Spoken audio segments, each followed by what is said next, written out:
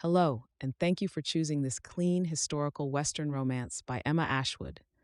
Before we begin, don't forget to hit that subscribe button. Your support allows us to keep sharing more wonderful stories for free. So grab a cozy spot, kick back, and let this story whisk you away to a different time and place. Enjoy. Copyright Emma Ashwood. The Gold Rush Bride by Emma Ashwood, Chapter 1. Philadelphia, Pennsylvania. Jessica Whitfield rolled her neck to ease the ache in her shoulders. After removing her coat and hanging it on the hook by the door, she turned to greet her parents. "Evening," Jessica offered them a smile. "You shouldn't work these long hours, Jessica. A woman should be cared for by a husband like your father cared for me all those years," her mother said from where she stood, stirring a pot on the stove. Jessica sighed. "And where would I find one of those, Mother?" She walked to her father and pressed a kiss to his forehead.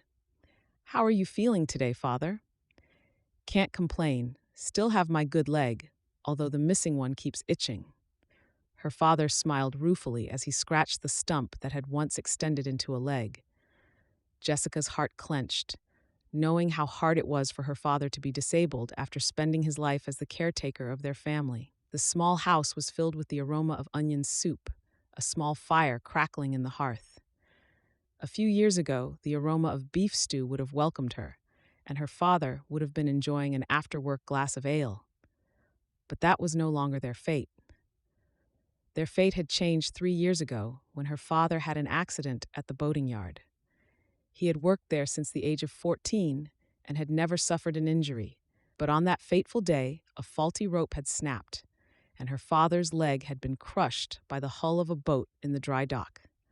The boatyard owners had paid for her father's medical care and had even offered him a small severance pay, but not nearly enough to sustain him for the rest of his life. At the ripe age of almost 60, her father was now unemployable, and the few items of value they had amassed over the years had been sold for groceries and to cover their few expenses. Ever since the accident, Jessica had worked as a seamstress at a factory. At first, she had worked 8-hour shifts, but for the last year she had accepted her fate to work 12-hour shifts instead. And even with the long hours, the meager wages she earned weren't enough to provide for her elderly parents. Now, for the first time in her life, Jessica detested being an only child. Her parents hadn't been lucky when it came to having children. After years of hoping for the blessing of a child, they had both finally given up. Only when Jessica's mother had celebrated her 40th birthday had the news of her impending arrival come as a shock to both her parents. Jessica had been raised with unconditional love and support, and now she wanted to offer her parents the same. But she simply couldn't work enough hours to cover their expenses and put food on the table. Over the last year, their family had tightened their belts and suffered the effects of too little food. It made Jessica's eyes sting to see how frail and thin her parents had become. She was young. She knew she would endure a little hardship, but this wasn't what her parents deserved. Her mother set 3 dishes on the table and began to ladle in the soup. Her mother's fingers had become disfigured over the last few years, with bony knobs on her knuckles. The doctor presumed it was what they called arthritis, but the doctor's treatments hadn't altered the progression of the disease. Neither the leeches nor the expensive bloodletting treatment had helped with the pain or stopped more carbuncles from forming on her mother's fingers. "I'm not hungry," Jessica said instinctively, sacrificing her meal for her parents' well-being. "Nonsense. Of course you're hungry. If you want to continue working these long hours, you have to eat, Jessica," her mother insisted as she ladled extra soup into Jessica's bowl. Canterbury. Behind her, she heard her father's crutches scrape on the wood floor as he pulled them closer to get to his feet. Jessica had offered to help him too many times to count, but he insisted on getting around by himself. Jessica respected that. He still had his pride. When the doctor had even tried to mention a chair with wheels, her father had immediately rolled his eyes at the suggestion. Once everyone was seated at the table, her father included, breathless as he was, closed their eyes to say grace. "Lord God, we come before you as grateful servants, grateful for food to nourish our souls, for strength to live another day, and for the prosperity you have blessed us with through a home, a bed, and a healthy daughter. We ask that you bless us this eve with nourishment, wisdom, and kindness, and protect our souls from harm. Amen. Jessica's appetite vanished with the prayer. How could her parents be so grateful when they were barely getting by? Whenever Jessica expressed her concern for their unavoidable starvation, her mother merely assured her that God will provide. But God wasn't providing, and Jessica couldn't provide enough. She had come to accept the fact that without marrying a wealthy husband, starvation and homelessness would be their future. A quiet sigh escaped her, knowing that the possibility of finding a wealthy husband was even less than her wages being doubled. Society meant everything in Philadelphia. The clothes you wore, with whom you lunched, and how many surnames or numbers you had in your name determined whether or not you would be accepted into society. Jessica would never be one of the socialites of upper-class Philadelphia society. She ate a spoonful of soup and savored the watery broth. It was barely more than flavored water, but at least it was warm. Tears burned her eyes, but she refused to let them fall. She couldn't allow herself to break down, not in front of her parents. Their hope and destiny lay in her hands, and Jessica would not allow them to know what a burden it had become. Chapter 2. As January rolled over into February, Jessica realized that she was running out of time. There was no longer anything left of value to sell, and her wages had been lowered due to an increase of immigrant arrivals. Desperate for a way to provide for her family, Jessica used some of her hard-earned money to purchase the Matrimonial Times. She had heard numerous stories of women who had found riches and love in the West, but had never truly believed that she would be that desperate to marry a man she had never met. Running out of options, she now realized she didn't really have any other choice. She waited until her parents were both fast asleep before she began scouring the pages of the newspaper, hoping to find an attractive offer of marriage. Jessica had long since given up on the idea of finding true love, and she wasn't seeking that now. Instead, she was seeking a solution to her problem. A kind, generous man who would be easily charmed into having her parents move out west in the future. By the dim light of a candle, she finally stumbled across an advertisement that appealed. Wealthy gold prospector seeks wife. Harrison Bradley Thur is a generous and handsome man who has made a name for himself in the West. His claims lie far and wide, and his riches are uncountable at any time. Although he has achieved more success than most men can in a lifetime, Harrison is seeking the one thing he doesn't have: love. If you are between the ages of 18 and 25, appealing, kind, and have a good standing in society, Harrison would love to hear from you. To encourage the right woman to take a leap of faith and correspond with him, he is offering a payment of $100 to the woman he chooses as his bride. Jessica's eyes widened at the amount of money he was willing to pay. That was more than she earned in many months of working at the factory. Harrison Bradley seemed to be very generous indeed. She read over the advertisement again and knew that she didn't really qualify for the criteria he stipulated, but surely he would never learn the truth. She was desperate and running out of options, and if that meant bending the truth slightly about her social standing in Philadelphia, then she would do it in a heartbeat. Besides, she wasn't doing it to hurt anyone or to deceive Mr. Bradley. She was doing it out of necessity. As quiet as a raindrop rolling down a window pane, Jessica collected her writing material and headed to the kitchen table. There, while the snow softly floated to the ground outside, Jessica began writing to the man she hoped would save her family from a fate of starvation and homelessness. Dear Mr. Bradley, I reach out to you from Philadelphia, Pennsylvania. My name is Jessica Whitfield, and I am 19 years of age. My social standing in society is of good repute, as are my features, or so I have been told. I have always dreamed of leaving Philadelphia and making a home for myself in the West. I can only imagine how brave and strong one must be to survive the perils of the land that some say God had forgotten. To face Indians, bandits, and the dangers of the land must take a lot of courage, which I am sure you have in abundance. I myself am courageous and have never been hesitant to take on a new challenge. I am hardworking, of kind nature, and soft-spoken as a good wife should be. Not only will I compliment you as a partner, but I will be happy to be a housekeeper, a mother, a nurse, and, when needed, a shoulder to lean on. As my family is not aware of my dreams for the future, I hope you understand that I will ask you to respond to the address below. I will collect any correspondence from you directly from the post office until such time I am comfortable with informing my family of our correspondence. Siam sent. I am certain that a man such as yourself does not have a shortage of letters from prospective brides in your reach, but I truly hope that you will consider this letter heartfelt and true. I hope to hear from you soon. Kindest regards, Miss Jessica Whitfield. Jessica read over the letter and hoped that she didn't come across as desperate, but rather as adventurous and romantic. She finally folded the letter and placed it in an envelope, vowing to mail it in the morning. She realized that she might never hear from Harrison Bradley, but at least she had tried. When she finally turned in for the night, Jessica dreamed of the possibility of life in the West. She dreamed of a beautiful home with a large hearth and enough food in her pantry to last her a year. She dreamed of a loving husband who was not only generous and kind, but who adored her parents and welcomed them into his home with open arms.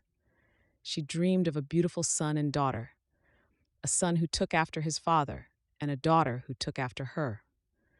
But most of all, she dreamed of being free of the burdens that weighed her down. When she finally woke the following morning, she felt rested and hopeful, until the weight of her heavy burdens rested on her shoulders once more. On her way to the factory, Jessica clutched the letter tightly in her hand, praying all the way to the post office that Harrison Bradley would write back. Jessica knew that it was a long shot, but she had nothing else to fall back on. She mailed the letter and vowed that if she didn't hear from Harrison Bradley within 2 weeks, she would have no choice but to write to another gentleman in the West. And so she would continue until she found one willing to ask her to be his bride. Chapter 3. For the last week, every day after her shift at the factory, Jessica stopped by the post office. She was disappointed to learn that there was no mail for her from California. Regardless of her hopes and her prayers, it seemed that Harrison Bradley had not had an interest in her letter. Today, as Jessica walked home from the factory, she couldn't help but start to come to terms with the fact that it was time to write to a different prospective husband. She couldn't wait on a reply from Harrison forever, and every day she waited was another day she needed to provide for her parents. As she approached the post office, she felt trepidation course through her veins. If he didn't write to her today, she couldn't help but fear that he never would. She stopped in front of the post office and said a silent prayer before she stepped inside. A few moments later, Jessica walked out of the post office with her heart racing a mile a minute. The letter she held in her hand was postmarked from California, which could only mean one thing. She found a bench not too far from the post office and sat down in the cold evening air before she began to read. Dear Miss Whitfield, I was thoroughly charmed by your letter. It is clear to me that you are a woman that understands that a man requires a beautiful wife to be deemed successful by his peers. I have achieved success on all fronts, but this. I was pleased to learn that you are a lady of society with a good social standing, which means that your class and finesse could only complement the life which I have built for myself in the West. I tend to move from prospect to prospect as I lay new claims, but I plan, once married, to settle down in Gold Creek. This town has a lot of promise, and I hope to profit from its riches for years to come. Anticipating the arrival of my bride, I have started construction on a large brick home not far from the wood cabin, which I have called home.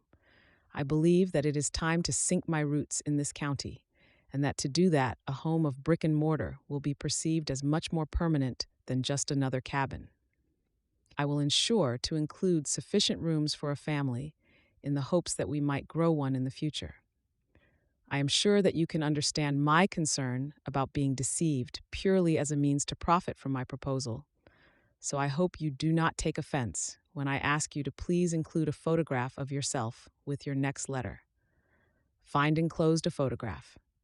I look forward to hearing from you soon. I can assure you that although I have corresponded with other women who contacted me through the matrimonial times, I have yet to receive a reply or a photograph from any of them. I hope that you will be the first to assure me of your appealing features. Yours truly, Harrison Bradley III. Desperation clouded the warning bells in Jessica's mind as she read over the letter again.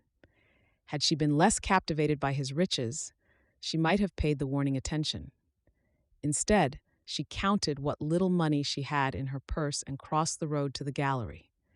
She couldn't afford to have her photograph taken, but if that was what it was going to take to convince Harrison that she wasn't deceiving him, then that was what she would do.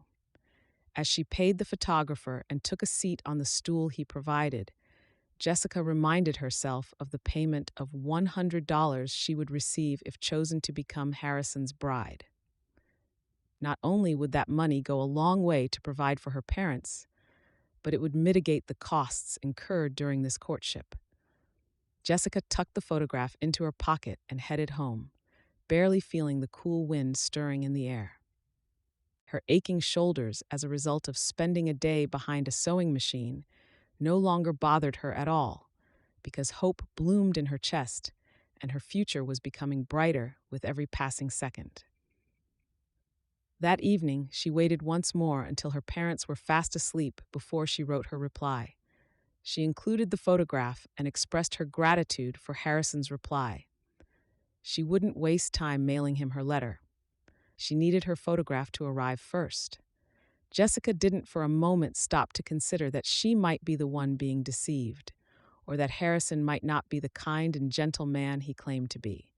Instead, it was her desperation that drove her to write another charming letter, convincing Harrison of her beauty, her courage in times of adversity, and how becoming his would certainly grant him the success and admiration he wanted.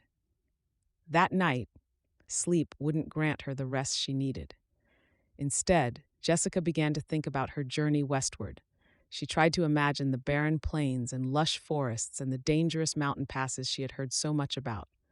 Finally, she tried to imagine the sound of Harrison's voice. The photograph he included simply revealed a man of tall stature with strong facial features. He was dressed in a very tasteful suit, and his hat was taller than most, another indication of his standing in society. She might not be able to see the color of his eyes or know the tone of his voice, but Jessica assured herself she would have the rest of her life to get to know her husband better. For now, there wasn't much time before they lost their home. Time was of the utmost urgency, and Jessica didn't dare waste it. She mailed Harrison her letter first thing the following morning. Chapter 4.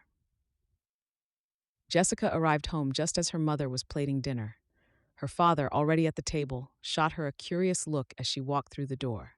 "I know that face. You've had good news?" her father asked with a hint of a smile. Her mother looked up and searched her face. "Your father is right. You did get good news. Did you get a bump in wages? Or perhaps a supervisory position at the factory?" "Mother, you and I know that supervisor positions are reserved for men," Jessica said as she took off her coat, struggling to contain her joy. "Then what is it?" her father continued to probe. Jessica shrugged as she moved towards the table. "I quit my position at the factory today. If I don't touch a sewing machine for as long as I live, it will be too soon." Her mother gasped, horrified. "Jessica, how can you earn wages without a job?" "You have another job?" her father asked with hope in his gaze. Jessica shook her head. "No, but I do have this." She set the money on the table and both her parents gasped. Her mother's hand rushed to her heart as she took a step back. "Did you steal that?" "Jessica isn't a thief," her father quickly defended her. "You picked it up on the street, didn't you?" "No," Jessica shook her head as a smile curved her mouth. "I've accepted a proposal and I am now engaged." "To whom?" "You haven't even been courted. How dare someone propose to you without my permission?" her father demanded. Her mother collapsed into a nearby chair, seemingly shocked. Her father's eyes merely widened until they were the size of saucers. "What on earth are you jabbering on about, girl?" he asked irritably. Jessica took a deep breath before she began to explain. "I knew that my wages wouldn't be able to support us for much longer. I also knew that finding a suitable husband to provide for me in Philadelphia wasn't a possibility. Even if I found a kind and caring man within our class, he wouldn't be able to provide for all of us, not to mention a family. Without any other options, I decided to become a mail order bride. You mean you're marrying one of those desperate bandits out west? Her mother asked, appalled. I will not approve of this, her father pointed out with a firm look. Jessica smiled at her mother with a consoling look. No, mother. I am marrying a gold prospector of great wealth with numerous mining claims in the West. Father, I know you might not approve, but this is the only option we have. Unless I travel west to be married, we will be destitute in a matter of weeks. I've accepted his proposal, and I'm going to marry him. This, Jessica pointed to the money, is his way of assuring me that I will be provided for. I will be leaving on the next train west. And leave us here? Her father asked, confused. I will leave you here with enough money for rent and food until I can convince my new husband to allow you to come and live with us. I might be gone for a couple of months before that happens, but rest assured, I won't stop until we're all in Gold Creek, California. And if he doesn't allow you to bring us? Her mother asked, concerned. Then I will return from California, or I will find a way to take you there anyway, Jessica assured her parents before she let out a heavy sigh. I simply had no other choice. I can't afford to support all of us, and if Harrison Bradley III is truly the man I believe him to be, then our future is with him in the new brick-and-mortar home he is building for our future family. Brick and mortar, her father scoffed, should be plenty wealthy then. He is, father, Jessica assured him. All I need is for you to support me and trust that I am doing the right thing. Knowledge. Tomorrow, I will go out to buy everything you need and pay the rent for 3 months in advance. That way I know the two of you will be fine until I can send for you. You're certain this man will take care of you? Her mother asked with concern in her voice. Yes, I am, mother, Jessica confirmed with a smile. Now let's eat. Then I'll need your help to pack. Of course, but what will you pack? If this man is as wealthy as you say he is, you can't go to California with tattered and torn hand-me-down dresses, her mother pointed out. Jessica thought for a moment how far a $100 could stretch. You're right. I'll have to buy at least 2 new dresses. Perhaps we could go to the store 2 blocks from here, the one that sells good second-hand dresses. You might be able to get 3 for the price of 1 new dress. As her parents planned what she needed for her journey west, Jessica sensed something in their small home for the first time in years. She sensed hope. Not only did her engagement with Harrison bring hope for Jessica's future, but it also brought hope for their old age. For the first time, Jessica realized how concerned her parents were about being a burden to her. Although the bread was stale and the cheese slightly moldy, Jessica enjoyed her meal without guilt, knowing there would be plenty more food tomorrow. Something else they hadn't had in their home for years. Chapter 5. Gold Creek, California. Jessica stepped out onto the platform, shielding her eyes against the wind and the bright sun. After traveling by train for the last 2 weeks, she was grateful to finally reach her destination. Although, if she was honest, it paled in comparison to some of the places encountered during her cross-continental journey. There were no lush pine trees or grass swaying in the wind. There were no wild horses or the beautiful cries of birds in the sky. The dusty town that would now become her home was no more than a few wind-beaten cabins along a thoroughfare, with the wind kicking up dust and slamming it against the weathered structures. It was warm here, warmer than Jessica had imagined it would be. Although it was spring, she could feel sweat beading on her forehead as she waited for her luggage. She didn't bring much with which to start her new life. Only a few new dresses she had bought, and the items most dear to her.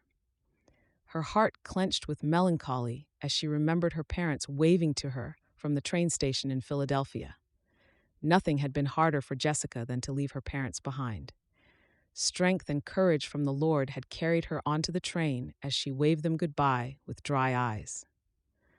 Not because she wanted to leave them, but because she knew what she was doing was going to give them a better future. She had made sure that they had plenty of food and money left over to last them for at least 3 months, longer if they were frugal. Hopefully, during that time, she would be able to convince Harrison to send for her parents. Jessica glanced around the platform, wondering where her husband was. She had sent him a telegram to confirm the date of her arrival before her departure in Philadelphia. She had sent another a few days ago to confirm that nothing had changed. And yet, as the train pulled out of the station, Jessica was still the only person left standing on the platform. Fear clawed at her throat. What if something had happened to Harrison, and her journey west had been nothing but a fool's errand? Unsure of what to do or where to go, Jessica sat down on her trunk and waited for her husband-to-be. As she waited, she watched the town through the eyes of an outsider. The people here seemed less concerned with their appearance than in the East. The woman did not tend to the hair with any style, but instead wore it taken up without any finesse. The men's clothes were dusty and weathered, their hats lined with the stains of sweat from the heat. The saloon across from the platform seemed to be the most popular establishment in Gold Creek. A cheerful piano melody floated out the doors, even as a rowdy argument broke out between two men in front of the saloon. Just as Jessica became captivated by the two men about to come to blows over who had the right to charm the barmaid, approaching footsteps on the platform distracted Jessica. She turned and saw a very tall man walking towards her with purpose. He didn't waste time or energy as he rushed toward her. "Are you Jessica?" he demanded in a curt voice. Jessica stood up and nodded, slightly terrified by his rough demeanor. "I am, Harrison?" "Yes, come on, the pastor is waiting for us," Harrison said brusquely before he grabbed her trunk and began to walk away. The way he was acting made it seem as if Jessica was the one who was late. She hurried after him, struggling to keep up, thanks to her elaborate dress, which he didn't even bother to compliment her on. "Make haste, we don't got all day," Harrison called from the wagon, already seated and holding the reins. Jessica struggled to climb into the wagon, but finally managed to flop down on the seat beside him, breathless and confused. "You'll have to practice doing that. Can't have my wife clambering onto a wagon like a banshee," Harrison criticized before he slapped the reins. Jessica was more than a little offended. She was horrified that he would compare her to a banshee in the first place. "If you'd have helped me, it wouldn't have been such a challenge," she shot back. Harrison harumphed under his breath, not even bothering to explain himself. Jessica wasn't sure where they were headed, but as Harrison steered the wagon, she realized that Harrison might not be all that she had thought him to be. She tried to reason that perhaps he was just having a rough day, and assured herself that his brusque manner was temporary. A short while later, he stopped in front of a chapel. The pastor was already waiting outside, seemingly fearful of Harrison as he greeted him. "We ain't got all day, so don't make it long," Harrison demanded as soon as they joined the pastor. "Let's go inside," the pastor said before he hurried into the chapel. Jessica noticed two other people in the chapel and accepted that they were to be witnesses as she joined the pastor and Harrison in front of the altar. The ceremony was neither romantic nor sentimental. It was a brash declaration of marriage between two people, and Jessica only had to nod to accept Harrison as her husband. As he slipped a gold band onto her wedding finger, Jessica felt fear clutch at her heart.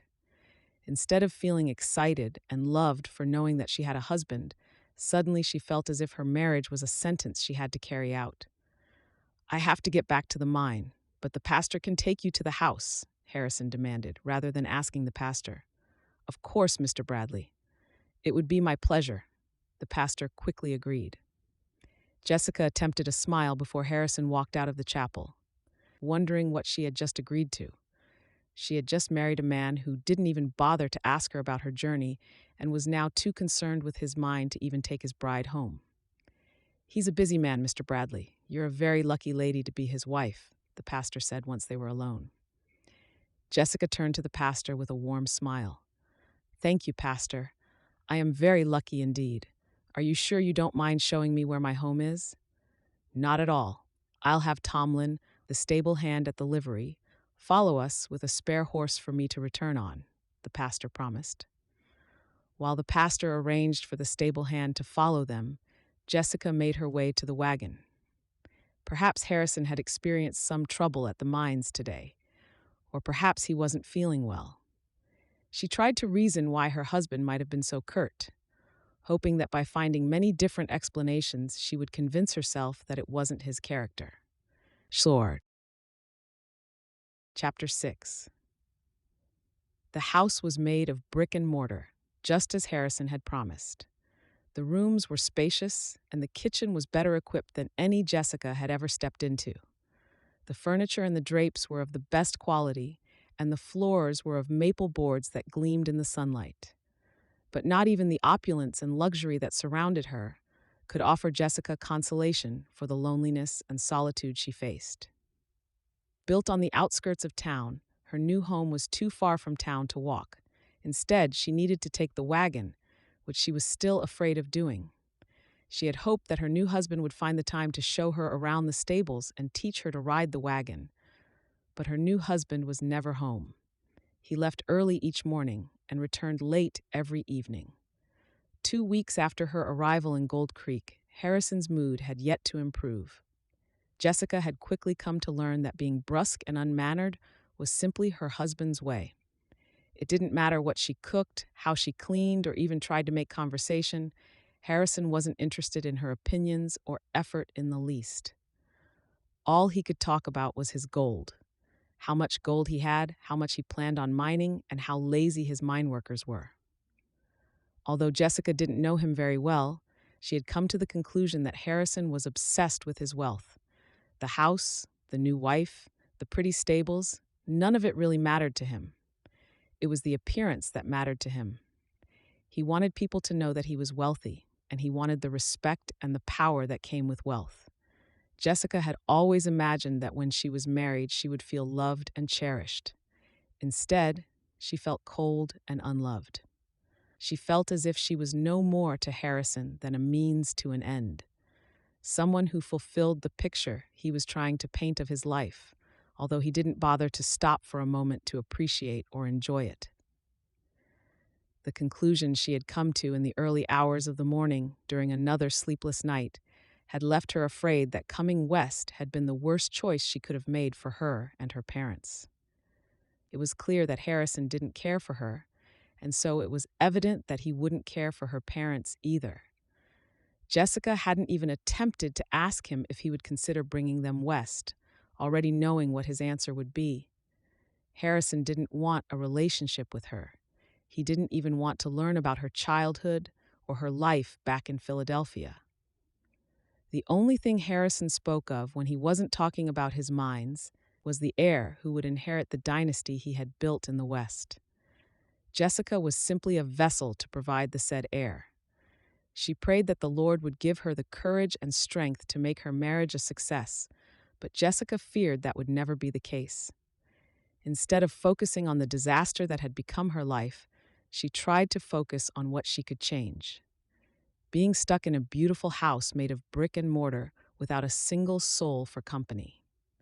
Today would be her third lesson with the stable hand, and hopefully ensure that she could drive the wagon by herself.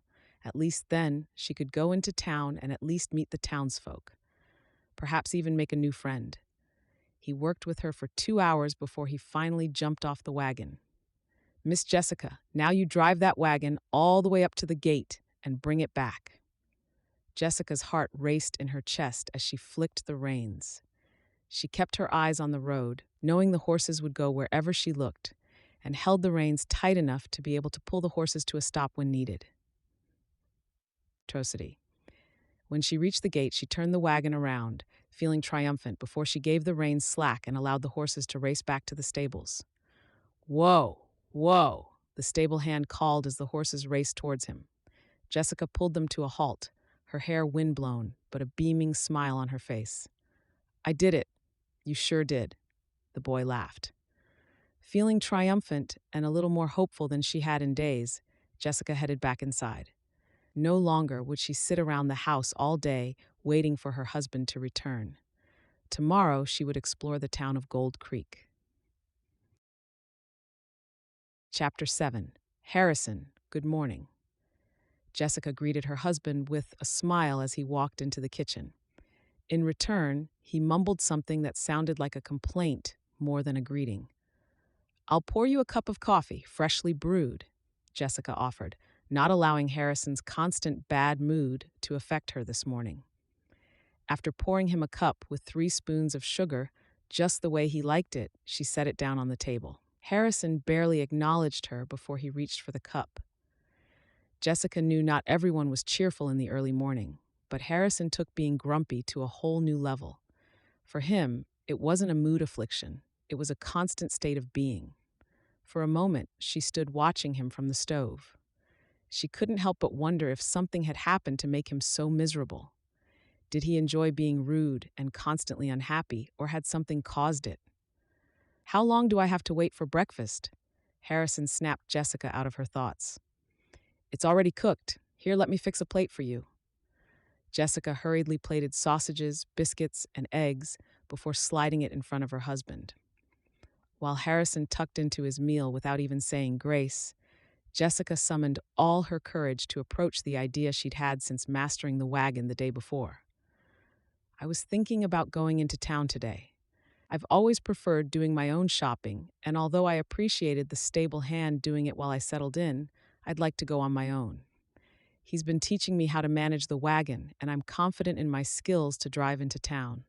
Jessica held her breath, waiting for an argument to arise.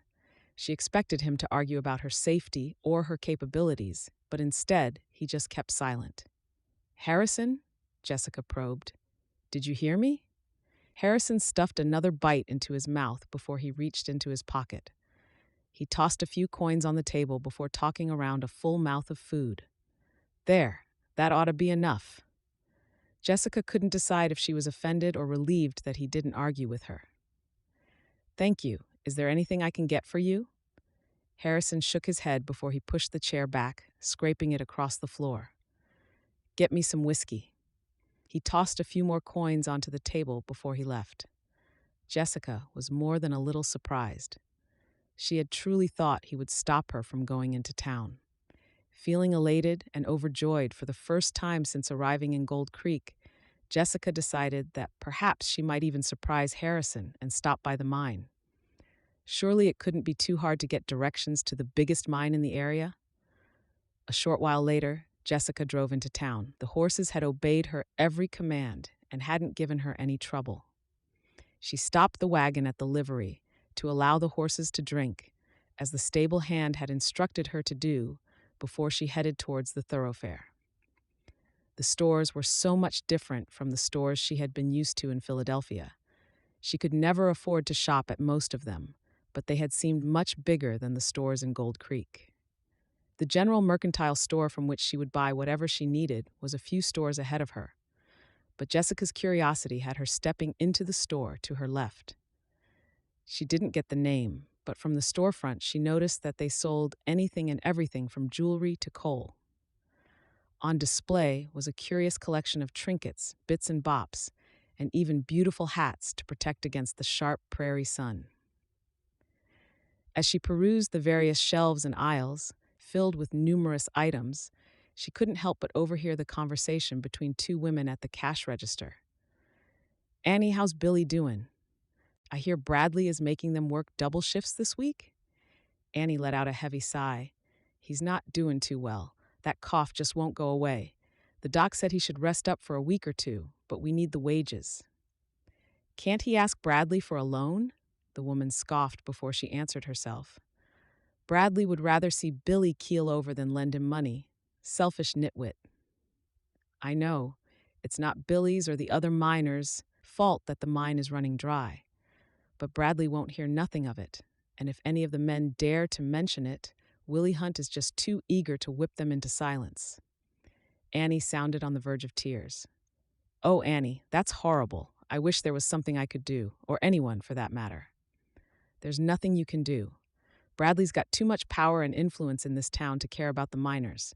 As long as he's pulling gold, he doesn't care."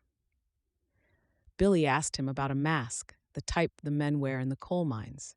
Bradley was quick to agree, but told Billy it would be docked from his wages. 2 weeks, Annie cried out with exasperation. That's abhorrent. That's not even the worst of it, Maggie. Annie finally allowed Jessica to learn the name of the other woman. It can't get much worse than that, dear, Maggie said in a sad tone. It does. He's pushing the men too far into the mine too soon. They're not taking the time to stabilize the shafts. Bradley said lumber is getting too darn expensive. Can you believe that? Someone ought to give that Harrison Bradley a good talking to. All he's ever cared about since stepping foot in Gold Creek is his gold and his wealth. And all that wealth, including a brick-and-mortar house, I hear, while the men working his mines are endangering their lives every single day. Jessica covered her gasp with her hand, not wanting the women to know she had eavesdropped on their conversation. She waited a few seconds before she slipped out of the store, wishing she hadn't overheard their conversation. Over the last couple of weeks, Jessica had tried to convince herself that Harrison was merely tired in the evenings and that his miserable mood was because of the hard work that came with running his mine. To now learn that he was after nothing but wealth while endangering lives and turning his back on the ill, it left a hollow pit in Jessica's stomach. And to have his men whipped, Jessica felt the sour taste of bile rise in her throat. She dashed down the boardwalk, hoping to find a place where she could ease her nausea, but instead ran headlong into another person. Chapter 8. Careful there, ma'am. As far as I can see, there ain't no bandits nor bulls chasing after you. Jessica steadied herself as the man held her shoulders.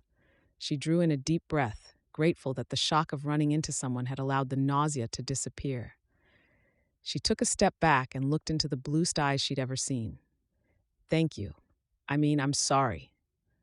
Jessica shook her head as she attempted a smile. It's all right. No skin of my bones. What's your hurry? Something wrong? He asked with a concerned look. Jessica began to mentally list all that was wrong in her life and realized this poor man didn't want to be held up here for a week. No, everything's fine, Jessica assured him. Well, in that case, me name is Max Riley. Irish born and bred, and nope, I don't believe in leprechauns. Max rounded off with a teasing smile. For the first time since disembarking from the train in Gold Creek, Jessica heard laughter bubble from her throat. Leprechauns? I'm sorry, but I don't believe in them either. Good to know. Just don't tell my Nana. She'd take a strap to both of us before she tells us all the tales of how the leprechaun bought her luck during the famine. Max's thick Irish accent made Jessica feel happy and safe for some odd reason. I promise I won't, since I don't even know your Nana. Oh, she's been around for donkey years, sweetest woman you'll ever meet. Got a mean right hook, though, at least that's what my pa tells me. She wasn't too fond of the idea of me coming out to the land across the pond. Was effin' and blindin' at me for days. Told me the grass is greener because here's more manure. Max finished delicately. Jessica laughed and shook her head. She didn't understand half of his phrasing, but it charmed her nonetheless. She sounds like quite the woman. She is. I gotta crack on, but you have yourself a nice day now, ma'am. Max tipped his hat. Before he could leave, Jessica cleared her throat. It's Jessica, my name. It's Jessica. Well, you have yourself a nice day now, Jessica. Max finished with a smile before he walked away. Jessica drew in a deep breath, and as soon as she remembered the reason for running into Max Riley, the smile faded from her face. She had presumed she would be happily married to a wealthy man in the West. Now it turned out she was married to the most hated man in her town. Instead of taking her time as she had planned on doing, Jessica hurried along the boardwalk to the General Mercantile. She had made a list of everything she needed and hastily gathered the supplies before paying the shopkeeper. She was ashamed of who she was married to and couldn't help but feel that, should she reveal her last name, the town would dislike her by association, the way they disliked her husband. After giving the boy at the livery a few pennies for watering the horses, Jessica climbed on her wagon and began the journey home. The entire way home, Jessica found herself thinking about Harrison and his mine. Could one person truly be so obsessed with wealth and public appearance and care so little for others, especially for the men that brought him that wealth? She thought of Billy, a man she had never met, and her heart ached for his suffering. To work in a mine wasn't the best occupation in the greatest of circumstances. But to work in a mine without proper support for the shafts, without mercy for the sick, and to be whipped when you raised your opinion. Jessica thought of the woman who had said that Harrison needed a good talking to and couldn't help but agree. If she had been more courageous, Jessica might have attempted trying to talk some sense into her husband. But she wasn't. She hadn't been in Gold Creek long enough to dare voice an opinion. And even if she had been there long enough, she was confident that Harrison wouldn't care for it. He would send her back to Philadelphia on the first train, and Jessica and her parents' future would be even bleaker than it had been before. When the brick-and-mortar mansion came into view, it didn't bring that same sense of pride and excitement for her future as it had before. Instead, it now symbolized all the men who suffered under the wrath of Harrison and his foreman, Willie Hunt. Suddenly, Jessica understood perfectly well why the stable hand preferred working at the homestead instead of at the mine. But how many other men working in the mines had the same opportunity as the stable hand? How many men simply stayed because they had no other choice? Jessica's heart ached, and she vowed to say a prayer for all the mine workers that night. And then she would pray that the Lord soften her husband's heart and open his eyes to the fate of those who worked for him. She doubted it would make a difference, but she had to have faith that it would. Chapter 9. You don't want those. They're for planting in the fall. Instead, you want to look at tomatoes, spinach, carrots, potatoes, and corn. Jessica turned around at the familiar voice behind her. She would recognize that accent any time of day, anywhere in the world. Max Riley. Jessica.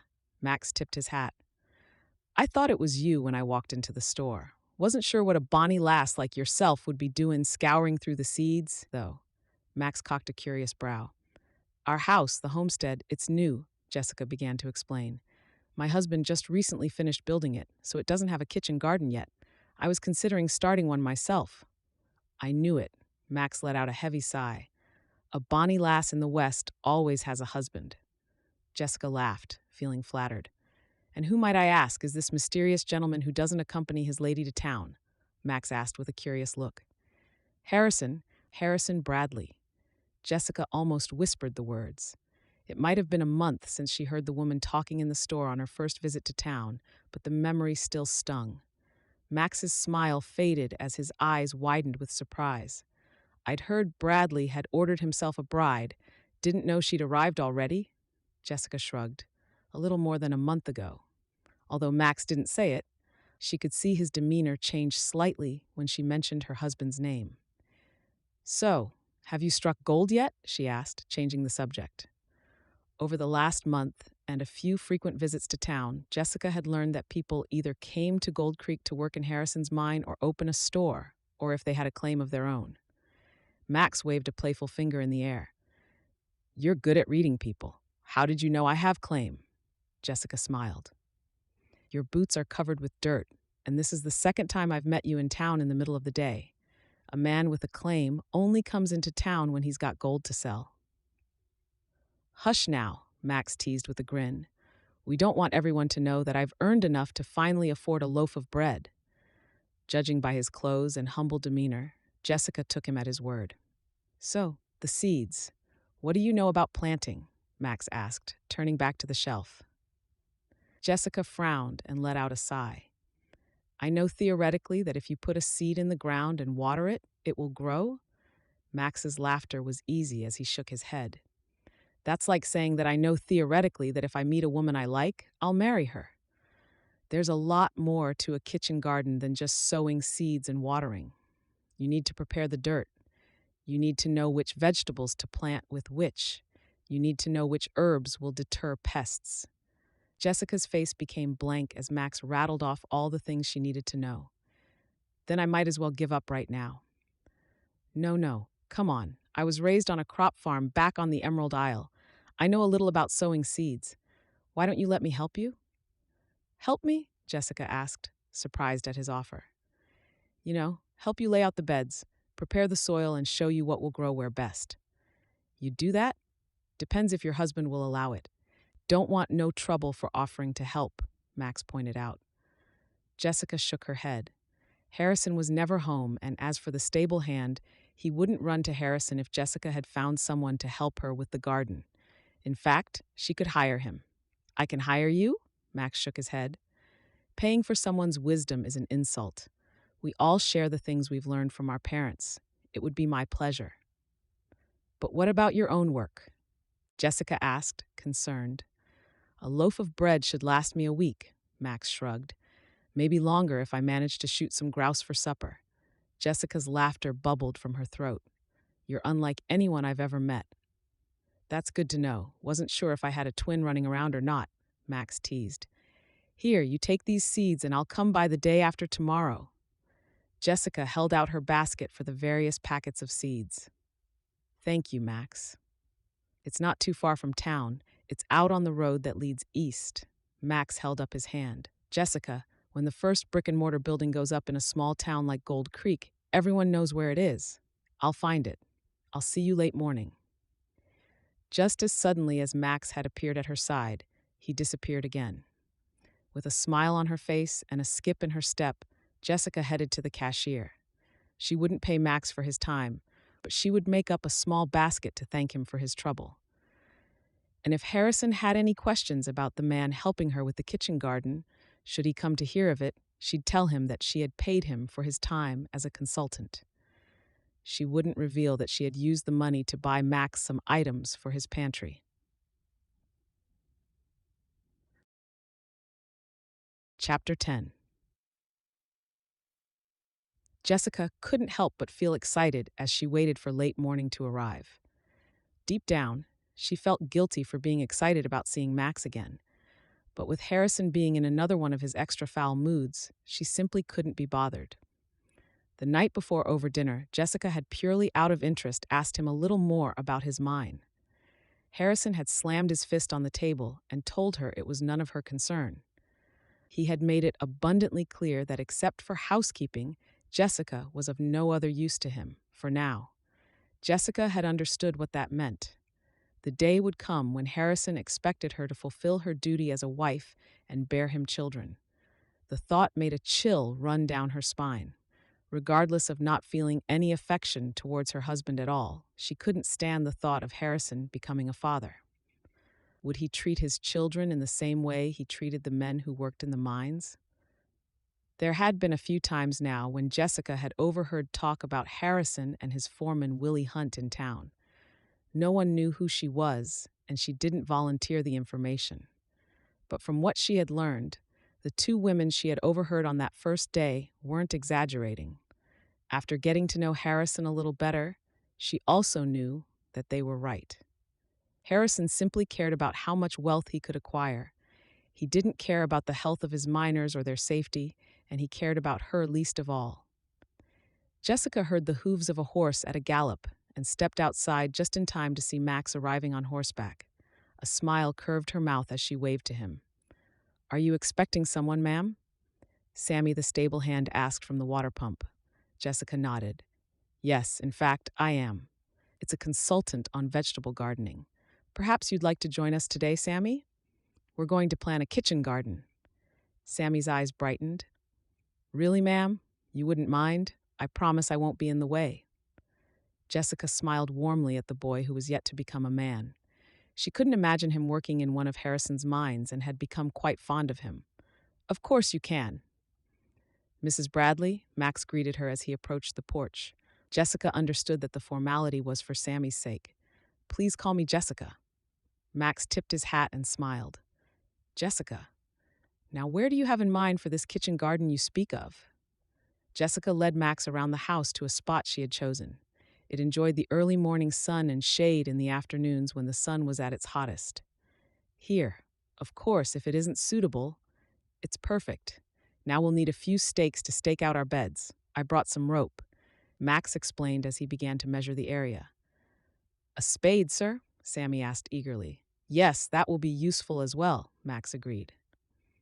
The hours quickly passed as they all worked together. By noon, the garden beds had been staked out, and they had planned which vegetables, herbs, and fruits would be planted where. Jessica couldn't believe how much Max knew and how happy he was to help her. "I think it's time for some sun tea. I brewed it this morning. It ought to be nice and cold by now." "Like the song of an angel. That's what that sounds like," Max said gratefully before he wiped his brow with a bandana. "Don't worry, Sammy. I'll get you some too," Jessica assured the stable hand. A short while later, Sammy excused himself to get to work in the barn, leaving Max and Jessica alone on the porch. Max leaned back on the porch chair and gave Jessica a curious look. "So how does this mail-order bride business work exactly? You pick a name from a hat and board a train?" Jessica laughed and shook her head. "Nasasen, not at all." She explained to Max about the matrimonial times and how she had corresponded with Harrison before the engagement. After a short silence, she revealed a truth to Max that she hadn't even revealed in her letters to her mother. "Thinking back now, I might have been a little hasty." Max didn't query her statement, but simply nodded as if he understood her line of thought. "Say, if I were to advertise in the matrimonial times, I'd be hesitant to ask a stranger for her hand. But then, look how lucky Harrison was to have found you."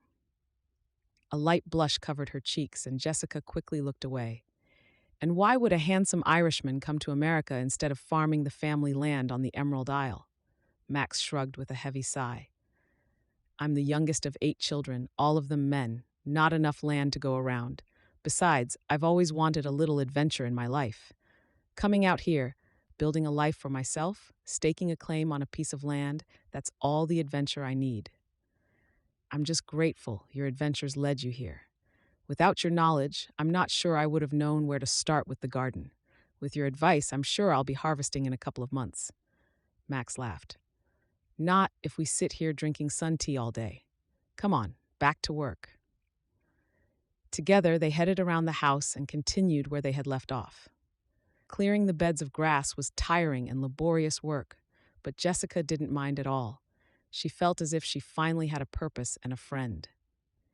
By the time the sun began its descent, Max was headed home. Jessica watched him ride off into the sunset and felt happy about meeting him. Of all the darkness her marriage to Harrison Bradley had brought her, and all the weight of knowing how he treated his minors, meeting Max had brought a little light into her life. A smile curved Jessica's mouth, knowing she had made her first friend in the West. An Irishman with a charming sense of humor, a humble personality, and a smile that made her heart warm with joy. When she had been younger, Jessica had dreamed that was how she would feel when her husband smiled at her. But then again, she was yet to experience Harrison's smile. Chapter 11. As Jessica followed Max's instructions while steering the wagon, she was relieved when the homestead finally came into view.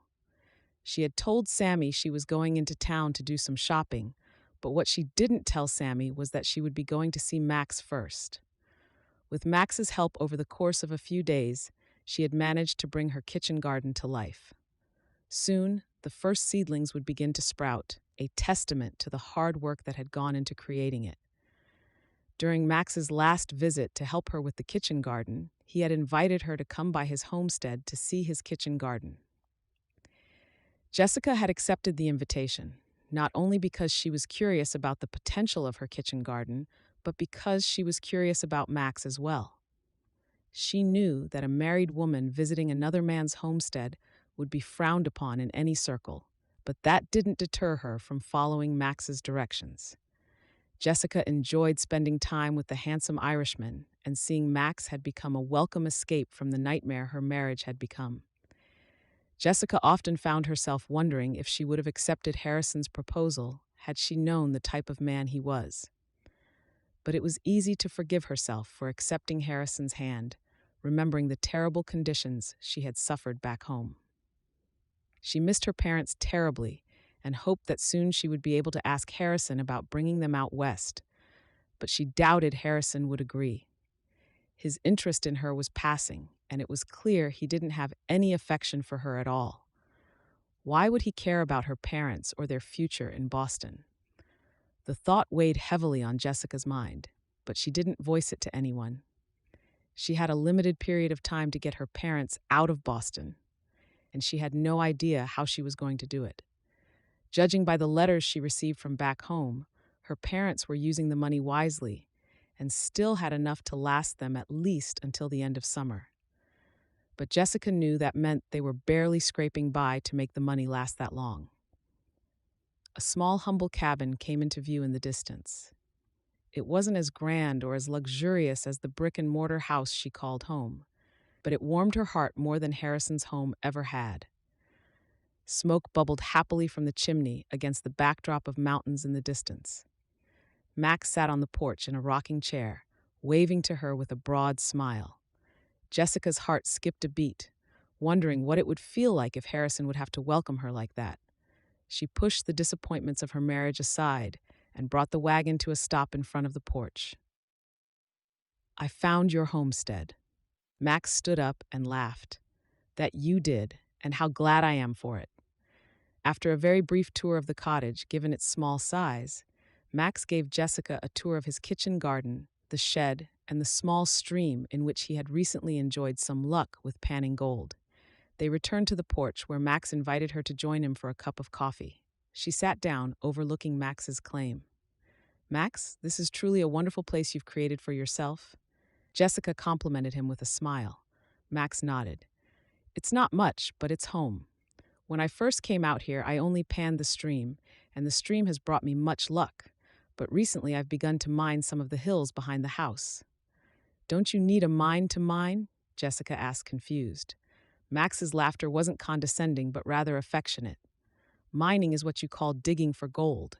It's just a phrase. I use a shovel, a pickaxe, and a few other tools, but one day—" Max paused and let out a dreamy sigh. "I might have a mine of my own." Jessica smiled, realizing how much that dream meant to him. "And do you think your claim will yield enough to build a mine?" Max held up a finger and headed inside. He returned a few moments later with a small bag. He opened the bag and allowed Jessica to look inside to see 3 nuggets of gold, large enough to make Jessica gasp. "You found this in the hills?" Max nodded. "Yes, it might have been a fluke, but I'm hoping it's not." "Max, that is wonderful." Jessica was truly happy for Max. It was evident that he had experienced a rough start in the West. Things hadn't come easily for Max Riley, and he hadn't been afraid to work for what little he had. "I'm not getting me hopes up just yet, but this will at least get me through another few months and perhaps buy me more tools. Maybe then, who knows, I might just get lucky and find some more." Their gazes met, and Jessica felt a connection with Max she had only dreamed of experiencing with her own husband. Guilt made her quickly turn away, but the feeling remained in her heart.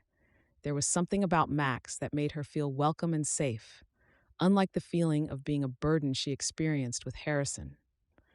They talked for at least another hour before Jessica knew she had to leave. She had already lied to Sammy and couldn't burden him with explaining her absence should Harrison return home early. Saying goodbye to Max was harder than Jessica had imagined, because as soon as she drove the wagon away from his homestead, she wondered when she would be privileged enough to bask in his company again.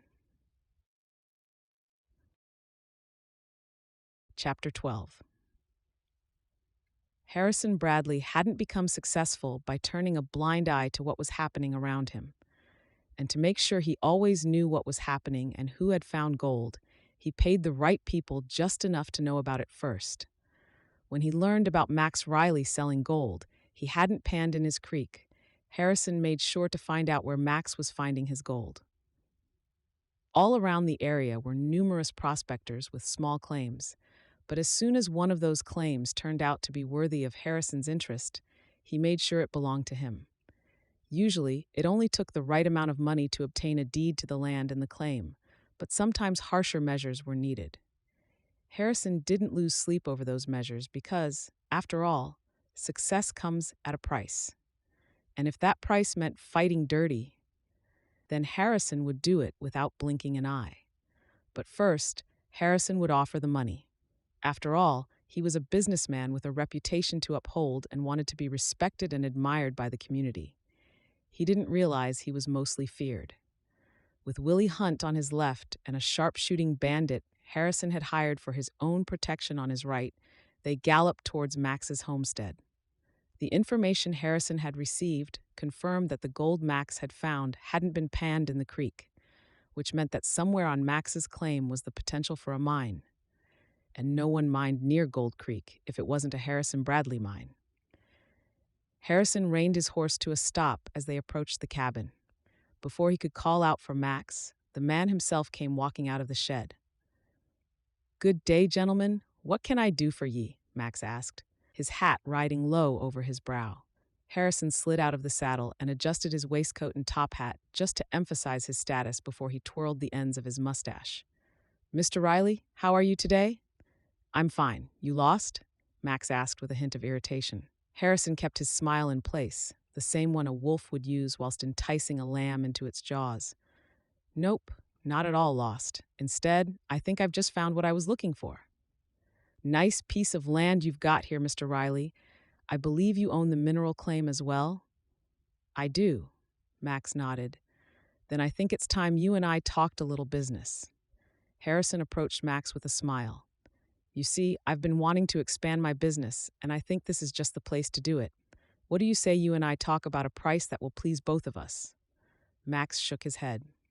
"Thanks for your interest, but I ain't interested in selling." Max was about to turn and leave. "You don't walk away from Mr. Bradley," Willie Hunt called out. Max stopped and turned around with a frown. "This is my land. I walk when and where I want to." "Please, Mr. Riley, just hear me out. I'm sure you'll agree my terms are very generous." Harrison named a price for the land and the claim that was more than double its worth. He held his smile in place while he waited for Max to answer him. Max didn't hesitate. "I said, I'm not interested in selling. You'd best be on your way now." Now, Mr. Riley. If that amount isn't suitable, I'll double it," Harrison offered. If Max was hesitant to sell, that meant the land definitely had potential. It could even have the potential of being a more productive mine than the one he had in town. "I said, I ain't interested. Now, unless you're hard of hearing or you don't understand English, I suggest you get going." In all the years Harrison had been buying up land and claims around Gold Creek, it was the first time he was met with such determination and arrogance. For a moment, he considered asking his gunman to teach Max about respect, but instead, he kept his smile in place. "I'm sure you'll change your mind, Mr. Riley, and when you do, you know where to find me." Max nodded before he turned and walked away. Willie Hunt turned to Harrison with a mean look. "He's hiding something." "I know, but until we're sure what it is, we don't do anything. You hear me? I don't need the sheriff poking around until the deed and the claim are mine," Harrison said firmly, knowing that Willie was more often led by violence than common sense. Those instincts served Will well when he was managing the workers in the mine, but not when it came to acquiring new land. Max wasn't afraid, but he knew he should be. The rumors about Harrison Bradley's business practices reached further than Harrison's steel grip over his land.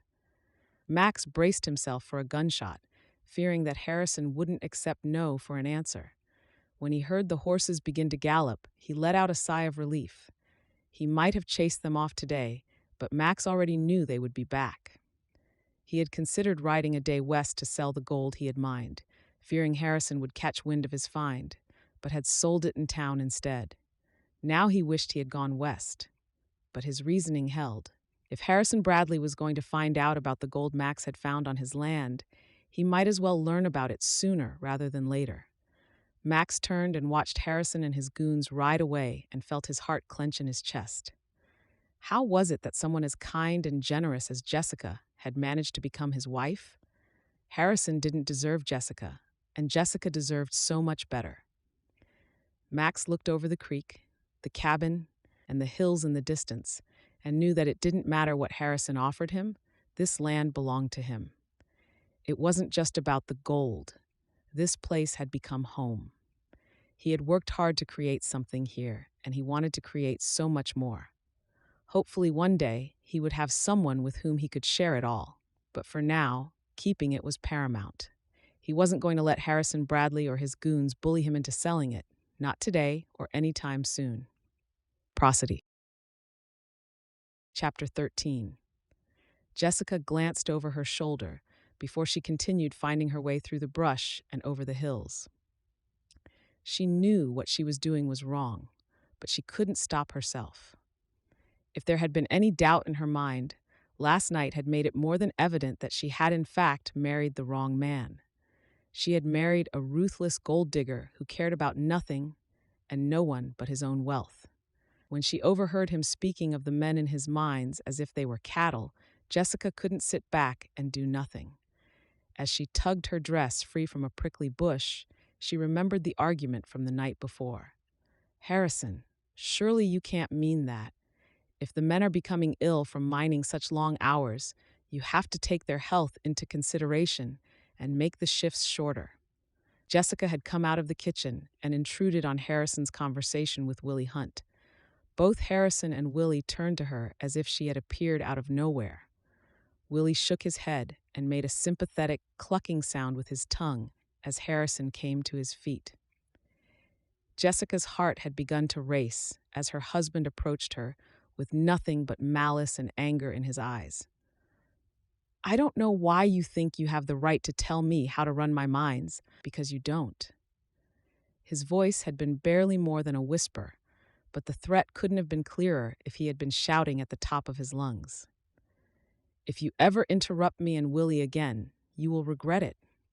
And if you ever feel like raising your opinion about my business again, you might just find yourself working alongside those fools you pity so." Harrison had turned around, dismissing her with his flagrant ignorance, before he joined Willie once more. For the first time, it felt as if Willie was trying to protect her when he nodded for her to leave before she made the mistake of saying something else. Jessica had rushed back to the kitchen before she melted in a pathetic heap of tears and regrets. For some reason, she had honestly believed that in time Harrison would come to love her. Perhaps their marriage could become more than just convenience for her and about appearance for him. But at that moment, Jessica knew that would never be the case. As for her parents, who were running out of money and time, she had no hope of Harrison ever wanting to bring them west. She had finished his dinner and left it in the oven before she retreated to her room. She couldn't stand the sight of him, and she couldn't stand herself for marrying such a horrible man. This morning, she had avoided him once more. She had nothing to say to a man that didn't care about another human being, who treated others as if they were simply pawns on his road to wealth and power. Only when she was certain that Harrison had left for the day did she come out of her bedroom. After doing the morning chores, Jessica knew there was only one place she wanted to be today, and that wasn't on the beautiful estate with the brick-and-mortar home she had dreamed of her entire life. It was with Max. While Max had been helping her with the garden, he had once pointed out the direction of his property. He had estimated that it was about a 5-mile walk in a straight line. Today, Jessica was going to find out if he was right. She didn't want to chance taking the wagon or put Sammy in a position where he would need to lie to Harrison. So instead, she had left without saying a word. After walking for almost 2 hours, she finally caught sight of Max's small log cabin. Renewed with energy at the thought of seeing the kindest man she had ever met, Jessica walked the rest of the way with a skip in her step. In the distance, she saw Max walking towards the cabin before he stopped and looked her way. Their eyes locked, and Jessica simply couldn't hold back her tears for a moment longer. She succumbed to them, letting them fall freely as Max began to run her way. When he reached her, he fell to his knees and framed her face with concern. "Did he hurt you?" Jessica shook her head. "No, he didn't hurt me, but I can't stay married to a man like that. He's horrible, Max. He doesn't care about anyone or anything except for his money. I just needed to get away. I know I have to go back, but for now, I just needed to get away." Max pulled her into his embrace and held her while she wept. When the tears finally subsided, he pulled away and searched her gaze. "Come, let me make you some tea." A while later, they were seated on Max's porch. Jessica's heart felt heavy knowing that this was only a brief reprieve from the life she had agreed to. "Why did you marry him?" Max asked with a heavy sigh. "He doesn't deserve you." Jessica turned to Max, wishing things could have been different. "I didn't have a choice, really." Jessica bared her heart to Max about her life in Philadelphia. She told him about her parents, the long hours, the meager wages, and the relief a husband would have brought. When she was finally done, she shook her head. I thought I was doing the right thing, but now it turns out it was the biggest mistake of my life. Max reached for her hand, in a way that spoke of affection as he met her gaze. I wish I'd met you first. I might not be able to offer you wealth and riches, but I would have loved you with every breath. Jessica's heart clenched in her chest, knowing Max spoke the truth. She retrieved her hand and quickly tucked it in her lap. But I didn't. I need to go back before Sammy realizes I'm gone or if Harrison comes home early. Max nodded and stood up. I'll walk with you most of the way. Jessica shook her head. No, I'll walk alone. Thank you for listening, for being a friend. She said the last part, not for Max's benefit, but for her own. She needed to remind herself that she was a married woman, and regardless of the feelings she had for Max, she could never pursue them. Max would have made the perfect husband and companion, but it was too late now. Jessica had already married the wrong man. Chapter 14. Willie Hunt had arrived after dinner. Knowing that she wasn't invited to the conversation he and Harrison were having in the living room, Jessica excused herself and headed to her bedroom to sew. The last few days had been harder than Jessica had imagined. After coming to the realization that Max was the man she truly loved and that her husband had no feelings for her at all, Jessica was strongly considering returning to Philadelphia. But before she could escape a loveless marriage, she needed to find a way to earn her train fare home. With nothing but her sewing skills to rely on, Jessica had used the last of her money to buy fabric so she could sew items to sell in town. She knew that a few items would never amount to a train fare, but at least it would be a start. She forced Max far from her mind, trying to forget both him and the way he made her feel. After an hour of sewing, Jessica rolled her shoulders and decided to make herself a cup of tea. She could faintly hear Harrison and Willie's voices coming from the living room as she headed to the kitchen. She ignored their conversation as she made herself tea until she heard mention of Max's name. Of course, there is still Max Riley's claim, Willie Hunt pointed out. Jessica stilled, holding her breath as she intentionally eavesdropped on the conversation. Yes, but we don't know how big it is. I need another claim the size of the mine. The mine simply isn't producing what it did in the beginning. Either we've mined out the seam of gold or the rest of it is simply too deep. Until we know more about Riley's claim and what we can expect to find there, we can't act on it, Harrison explained. Willie's chuckle sounded just about as evil as he was. Then you'd be happy to know that I know more about Riley's claim. How? Harrison asked. I sent a couple of men over there a few nights ago to scout the area while he was asleep. Had a man on the door in case he woke up, but he didn't.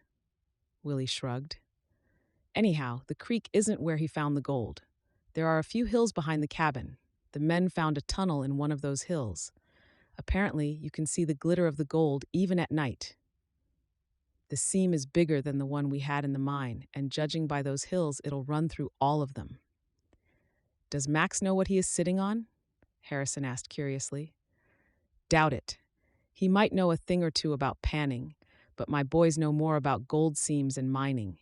He's barely scratched the surface of what there is underneath those hills. We should go after that claim, close down the old mine. Jessica's breath caught. Max hadn't mentioned anything about discovering such a find, but then he didn't care just about gold and wealth, unlike Harrison. Then get me the deed to the land and the claim for the gold, Harrison said, as if it merely entailed fetching a piece of paper. You sure you want to do this, boss? The sheriff will go poking around. I don't want my men to get into any trouble. Willie's was the voice of caution. Jessica wasn't sure what they were speaking about, but she took a quiet step closer to listen further. You said it yourself. He's a deep sleeper. Make it look like a poker game that went south. We'll say he sold me the deed out of desperation for money and gambled out the money with a couple of bandits. We act innocent and leave no trace of foul play behind. That way the deed and the claim are ours, and the sheriff won't think anything of it. Willie laughed. That's a genius plan. A poker game with a couple of bandits. I can do that. When do you want us to take care of it for you? Tomorrow night, Harrison said firmly. Jessica. Jessica heard him pour another couple of drinks before they clinked their glasses to celebrate their evil plan. She wanted to race across the plains to warn Max, but if she was going to warn Max, she needed to do it without Harrison being the wiser. Instead of saying anything at all, Jessica retreated to her room with nothing but the information she had gleaned from their conversation. As soon as the door closed behind her, she fell to her knees and began to pray. She prayed for guidance and patience and for the Lord to protect Max. She would never be able to forgive herself if the man she was married to murdered the man she loved. Chapter 15. His prayers hadn't worked. That was the first thought that came to mind when Max woke up the following morning. It had been a week since Jessica had come to see him, and ever since then he couldn't stop thinking about her. It had almost broken him to see Jessica so sad and hopeless, to know that she was caught in a marriage without love, and there was nothing she could do about it. Max had dreamed of finding the right person one day, but he had never imagined that woman would be married to another man. It had been his guilt that had kept him from saving Jessica from the prison of her ruthless marriage. He was caught in a battle between his faith and his heart. He knew it was wrong to covet, but he couldn't help himself from being envious of Harrison Bradley for having Jessica as his wife. Last night, Max had kneeled before the Lord and prayed for the feelings he harbored for Jessica to be destroyed by the Lord. He had begged the Lord to relieve him of his jealousy and pining for another man's wife. And yet, the moment he opened his eyes, Jessica's face was the first thing that came to mind. With a heavy sigh, he pushed back the covers and sat up in bed. There was nothing to be done but to hand his feelings and his concerns for Jessica over to the Lord. It was as simple as that, Max realized. But there was nothing simple about it at all. How could he forget about Jessica when she made his heart skip a beat? When being with her felt more right than the homestead he had worked so hard to make a home. Her smile lit up his soul in a way that only faith had done in the past. She had become his everything, and yet he knew that to her he could never be anything more than a friend. If divorce had been an option, he would have begged her to ask for one from Harrison Bradley, but Max knew in doing that he would destroy both their lives. Harrison wouldn't refuse because he loved her, but simply because he saw her as another asset in his life. He would destroy Max, and his treatment of Jessica would become even worse if he merely considered it. There was no solution to his problem. Not even prayer had given him clarity. Max tried to push Jessica from his mind by focusing on the morning chores. He did everything that needed to be done, and did even more, hoping that in time he would find his mind occupied by something else instead. Nothing could distract him. Finally, Max gave up and gathered his pickaxe and other tools before he headed to the hill. He was grateful to have stumbled across some gold in the hill, but before he brought in help, he wanted to mine a little further on his own. The mere fact that Harrison was interested told Max that there was more to the hill than he realized. But he was in no hurry to begin a fully operational mine. In time, that would happen. Just like in time, he hoped to forget about Jessica. As if an apparition of his mind, he saw her coming towards him across the plains. Max narrowed his eyes against the morning sun and felt his heart soar with hope at the sight of her. Dropping his mining tools, he took up running towards her. The closer he got, the more evident it was that something was wrong. Very wrong.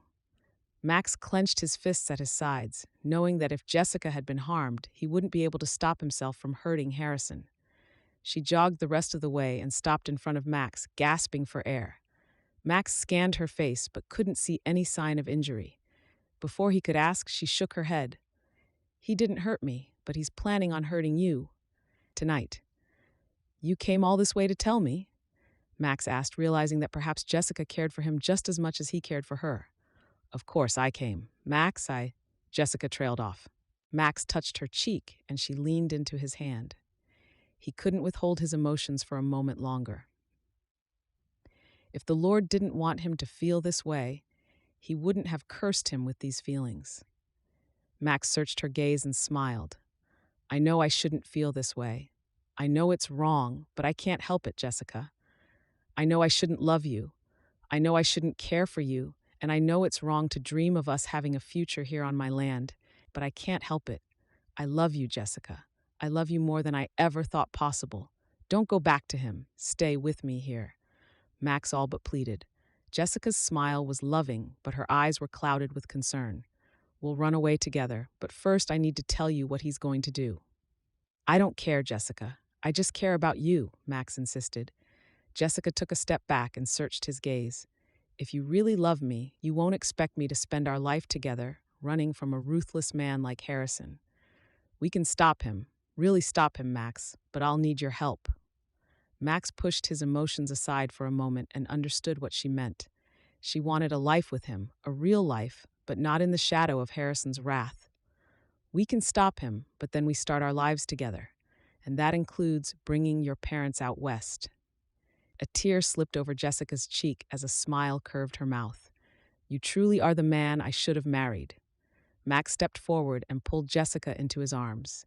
He held her in his embrace for a few moments before he led her back to the cabin. There would be many more chances to hold her, but first, he needed to learn what Harrison was planning to do. Chapter 16. And you heard this with your own ears? Sheriff Wilkes asked with a dubious look. Jessica nodded. I did, Sheriff, just last night in the living room. You say this conversation happened between Harrison Bradley and his foreman, Willie Hunt? Yes, I was in the kitchen making tea when I overheard them talking. They're planning on doing it tonight. They will come for Max after dark. They'll steal the deed and the claim. Then they'll make it look like Max had been in a game of poker with some bandits and that the bandits stole his money and killed him. Jessica carefully continued to explain Harrison's evil plan. The sheriff sat patiently and listened to every word until Jessica was finally finished. You're his wife. You do realize that I can arrest you for conspiring or harboring a criminal? Why did you come to me? Max reached for Jessica's hand and answered on her behalf. Because she doesn't love Harrison. She was a mail-order bride that only learned his true ways when she arrived in Gold Creek. If she was really conspiring with him or hiding his criminal acts from you, would she even be here? I don't know. As Harrison's wife, I'd say she knows a great deal about what's going on in the mines. Why hasn't she come to me with that? The sheriff asked with a cocked brow. Jessica sat up and met the sheriff's gaze head-on. Because the one and only time I spoke up about the conditions in the mines, he threatened to throw me in the mines alongside the poor men who work there. Forgive me for being afraid, but I was too scared to even repeat the words to myself after that. Then what has changed? The sheriff leaned back in his chair and judged Jessica with a curious look.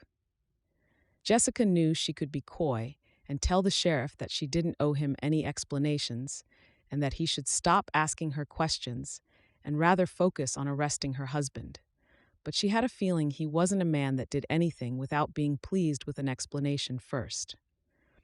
She glanced at Max and hoped that the Lord would forgive her sinful heart for the feelings she harbored for a man that wasn't her husband. Max, Jessica said simply. She turned to the sheriff and met his gaze head-on. Max is a good man, just like the men in the mines. I couldn't help the men in the mines, but I can stop him from hurting Max.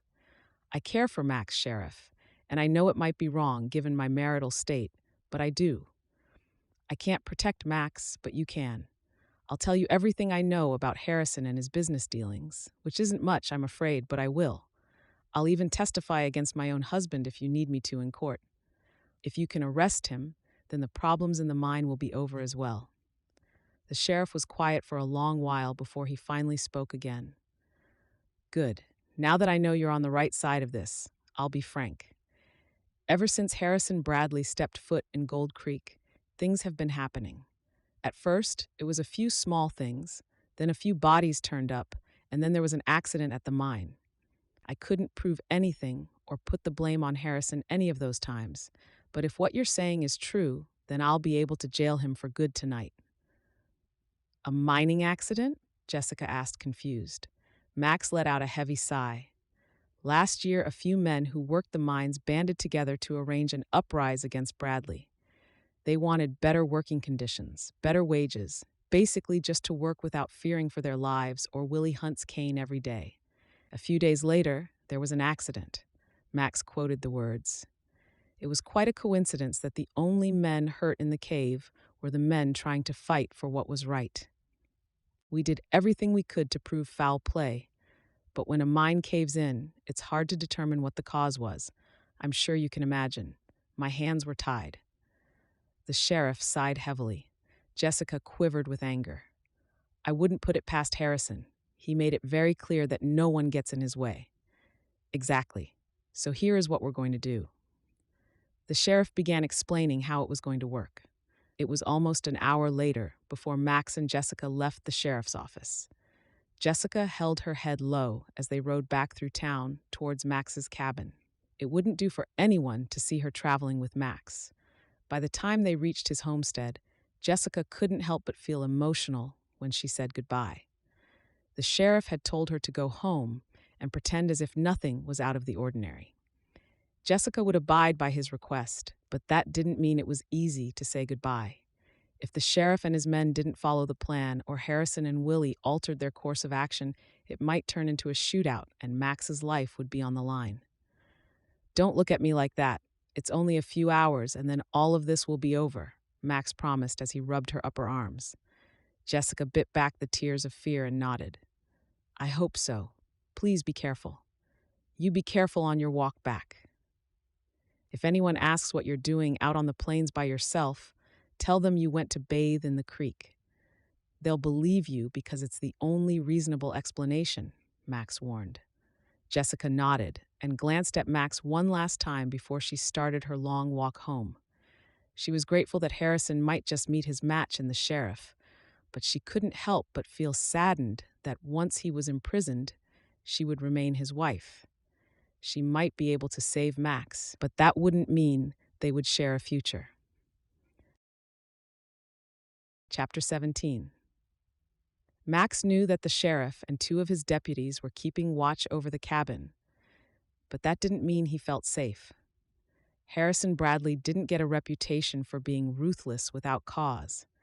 He would have Willie Hunt with him, for certain, and heaven only knows how many other gunmen they would bring along. Knowing he needed to make it look like it was just another evening, alone in his cabin, Max finished washing his dishes before he continued with his evening ritual. He trusted the sheriff, but just in case things didn't go as planned, Max took the deed to his property and the claim to the mineral rights and hid it beneath a loose floorboard under his bed. If things did go bad, he wanted to make sure that Harrison didn't get hold of his claim. Instead, he scribbled a short note, which he tucked away with the papers, stating that if something were to happen to him, everything would go to Jessica. His heart ached at the thought of her.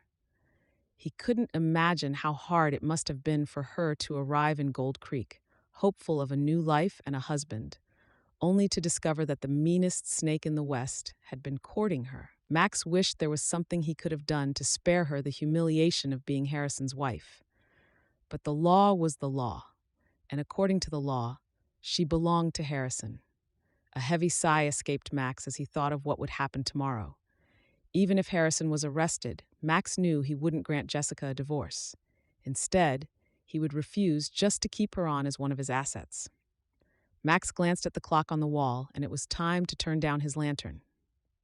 He had no idea what time Harrison planned on ambushing him, but he'd rather be prepared than caught off guard. He said a final prayer before he waited for his attackers to arrive. "Did you bring 'em cards?"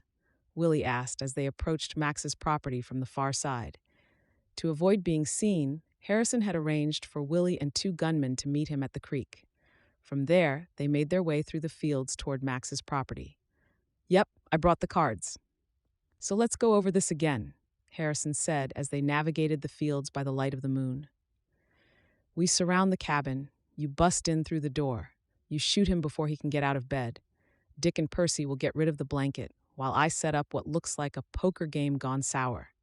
You find the claim and the deed. As soon as we've got that, we position Max at the table and leave before anyone is the wiser." "Exactly." Harrison nodded with a pleasing grin. "And tomorrow, Willie, all of this is mine. I might have to give you a bonus for being so loyal to my cause." Willie's grin revealed a few missing teeth. "I won't argue with that." As Max's cabin came into view, it was evident that Max had already turned in for the night.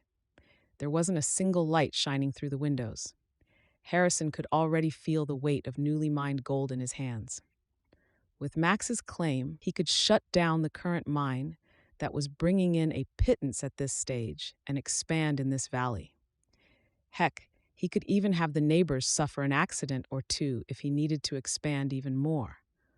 Harrison had done a few more inquiries today about the quality of the gold that Max was selling, and it was much better than what Harrison had. Excitement coursed through Harrison's veins as they surrounded the cabin. Nothing gave him a bigger thrill than knowing he was about to become even richer. Taking what he wanted not only made him feel powerful, it made him feel important. Dick and Percy moved around the back of the house before Harrison and Willie quietly moved onto the porch. Harrison's hand was on the door, waiting for Willie's signal before he opened it. Willie cocked his gun and nodded at Harrison to bust open the door. The door flew open, and several gunshots could be heard for miles around. The scent of gunpowder hung in the air as Harrison followed Willie into the cabin. 5 shots had been fired, enough to guarantee that Max Riley would never again be a problem.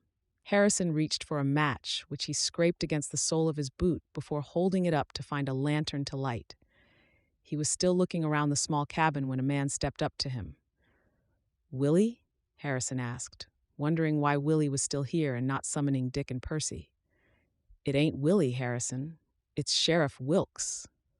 The sheriff's voice was low as the sound of a gun cocking could be heard in the room. "Behind you is my deputy with the muzzle of his gun aimed at your head. We've already got your lapdog and the 2 bandits you dragged along." "This is a misunderstanding. I had a meeting with Max Riley. He sold me his land and the claim for the mineral rights.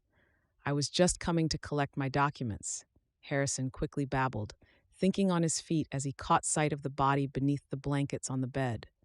A lantern was lit, and light flooded the room.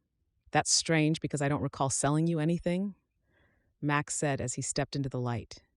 "It's a shame you didn't check the bed before you shot all my darn pillows." Harrison felt the blood drain from his face as the sheriff slapped on the cuffs. "You're under arrest for conspiracy to murder, attempted murder, and anything else I can think of before the marshals come and get you in the morning. This is my town, Harrison, and you ain't welcome here no more." "I didn't shoot anyone. It was Willie." Harrison tried to pass the blame. "But you planned it." Harrison's head swiveled around to see his wife standing at the door of the cabin. "What are you doing here?" "To testify that you and Willie planned on murdering Max. It's over, Harrison. Your empire of deceit and treachery has come to an end." Jessica glared at him with dislike and malice. "You fool. You stupid thieving fool. I gave you everything, and this is how you repay me? I'll make sure you never see the light of day again." Harrison struggled against the restraints as anger poured out of every single pore. "You're all the same, all of you women folk, ungrateful to the core. Knew I should have thought better than to take a wife." He had known the sheriff might have been onto him, but he had never had enough to act on it. But to have his own wife turn on him? "That's enough," the sheriff shouted. "One more word out of you and my gun might just go off without explanation." Harrison could see the sheriff wasn't kidding. He glared at Max and then at his wife before he vowed to get his revenge. Chapter 18. "What are you doing here?" Max turned to Jessica with a concerned look. "I know you and the sheriff told me to stay home, but how could I stay there when I wasn't sure if you'd be safe?" Jessica explained. "You could have been hurt." Max shook his head. "I wasn't," Jessica argued as she watched the sheriff take her husband away in cuffs. Outside, his deputies had rounded up the other men. "Jessica, walking from your homestead to mine is dangerous during the day. I don't even want to imagine what could have happened to you tonight. If Harrison caught wind that you were following him..." Max trailed off. Jessica framed his face in her hands and searched his eyes. He didn't, and I'm fine. So are you, thank heavens. Thank the Lord, Max said with relief. When they began shooting, I was afraid the sheriff's plan wouldn't have worked. But it did, and that's all that matters. Harrison can't harm you anymore. He can't harm the men in the mines anymore, and he can't lie, cheat, and steal his way to expand his own wealth for a moment longer. You're the bravest woman I know, Jessica. If you hadn't come to warn me or went to see the sheriff, I owe you my life. Max laid a hand over Jessica's, and she felt her heart swell with love. How was it possible to love someone so much, and yet it was wrong in the eyes of the Lord? Tears burned her eyes as she took a step back. You owe me nothing, Max. Jessica? Max asked. Jessica shook her head as the first tear fell. Everyone might be free of Harrison, but I'm not, Max. I'm still a married woman. I know he won't grant me a divorce. I don't know what I'm going to do. Perhaps it's time I gave up on the West and headed back to Philadelphia. No, Max fervently shook his head. We'll figure something out, a way for you to bring your parents out west. With Harrison gone, the house is yours. You don't need to share it with him. And if he is released, he'll already be looking for vengeance after tonight. I don't want to give him reason to want it even more. I have to go. Jessica turned away from Max and started towards the porch. The sheriff's deputy pulled away with a wagon carrying Harrison and his men. Jessica watched them drive away and felt the weight of responsibility return to her shoulders. Although Harrison was an awful husband and a terrible man, it had been nice to not worry about food or rent for the first time in her life. The sheriff walked to Jessica with one hand tucked into his waistcoat pocket. Mrs. Bradley, I found this on your husband's person. I believe it belongs to you. He handed Jessica a billfold with enough money to last her a month in Gold Creek or a one-way ticket back to Philadelphia. What will happen now, Sheriff? Jessica asked. The sheriff's eyes held kindness in them for the first time. Now he'll probably go to prison. How long? That I can't tell you, but I can tell you that I'll make sure he doesn't send any harm your way. As long as you're a resident of Gold Creek, I can assure you that Harrison Bradley and his fools won't be able to touch you. Jessica nodded gratefully. Thank you, Sheriff. My pleasure. Can I offer you a ride home? Jessica smiled gratefully. Thank you. That will be very kind of you. The sheriff helped Jessica onto his horse before she turned and glanced back at Max. She had never felt more alone or more lost in her entire life. It was as if all her dreams were within her reach, but she couldn't reach out and grab them. She was a wife to a convict, and yet her heart belonged to another. Would she stay in Gold Creek and try to build a life for herself here? Not we know. Or would she return to Philadelphia to care for her parents? Because without Harrison, she didn't have the means to bring her parents out west. The thought of the long hours in the sewing factory and the meager wages brought a tide of revulsion to her stomach, but Jessica simply swallowed it down. She didn't have to decide tonight. She would wait until she knew what Harrison's fate was before she would make her decision. Until then, she tried to enjoy what little time she might have left in the West. Chapter 19. Max shot up in bed, cold sweat beading on his face and his heart racing a mile a minute. He wasn't sure how long he had slept before his sleep had been interrupted by a nightmare that saw Harrison succeeding with his plan and killing him in his sleep. He shoved back the blankets and lit a lantern before he put on a pot of coffee. It had been a few days since Harrison had been dragged off his property in cuffs, but Max still couldn't stop thinking about how close he had come to death. It wasn't dying that scared him. It was knowing that he hadn't done everything he wanted to do in this life, like sharing a life with Jessica. Every time he thought of Jessica, his heart clenched with pain. How could it be fair for Jessica to be left destitute and alone just because Harrison was a murderer and a thief? The law ought to change, he thought as he poured himself a cup of coffee. Women should be free from the ties of marriage if their husbands were arrested. Dawn had yet to come, but Max knew he wouldn't get another moment's sleep. Instead of trying, he gave up, grabbed a second cup of coffee, and went to sit out on the porch to wait for the sun to rise. He found himself thinking about what the homestead had looked like when he had first claimed the land. There had been nothing but the creek and the hills. It had been untouched by man, beautiful in its natural state.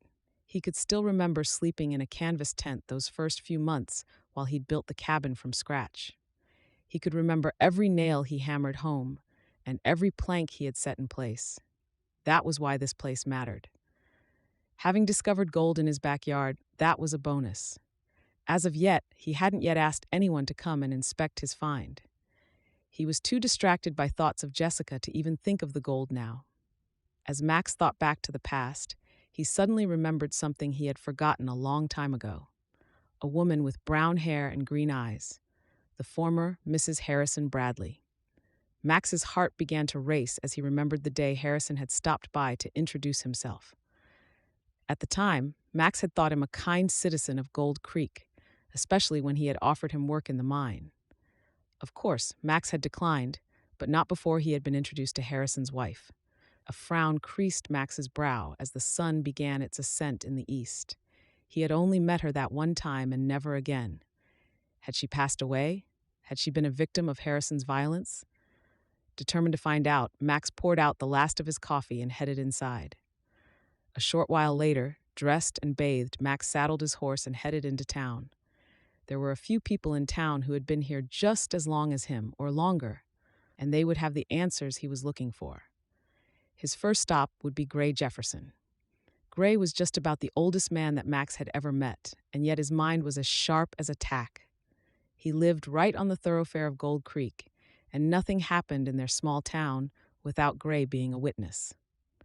Max Riley, to what do I owe the pleasure of your company? Gray greeted Max with a firm handshake as Max approached the porch from where Gray kept his watch.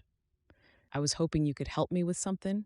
You know everyone and everything in Gold Creek, and you might just know something that can help me, Max explained vaguely. Well, let's hear it, but first, tell me, rumor has it you've struck more than creek gold out on your claim? Gray asked with a glint of curiosity. Max nodded. Something like that. Not sure if it's a seam just yet, but I'll know in time. Good on you, Gray said with a chuffed smile. Now, what do you need to know? I recall when I first arrived in Gold Creek, Harrison Bradley came out to see me one day. He came to offer me a job.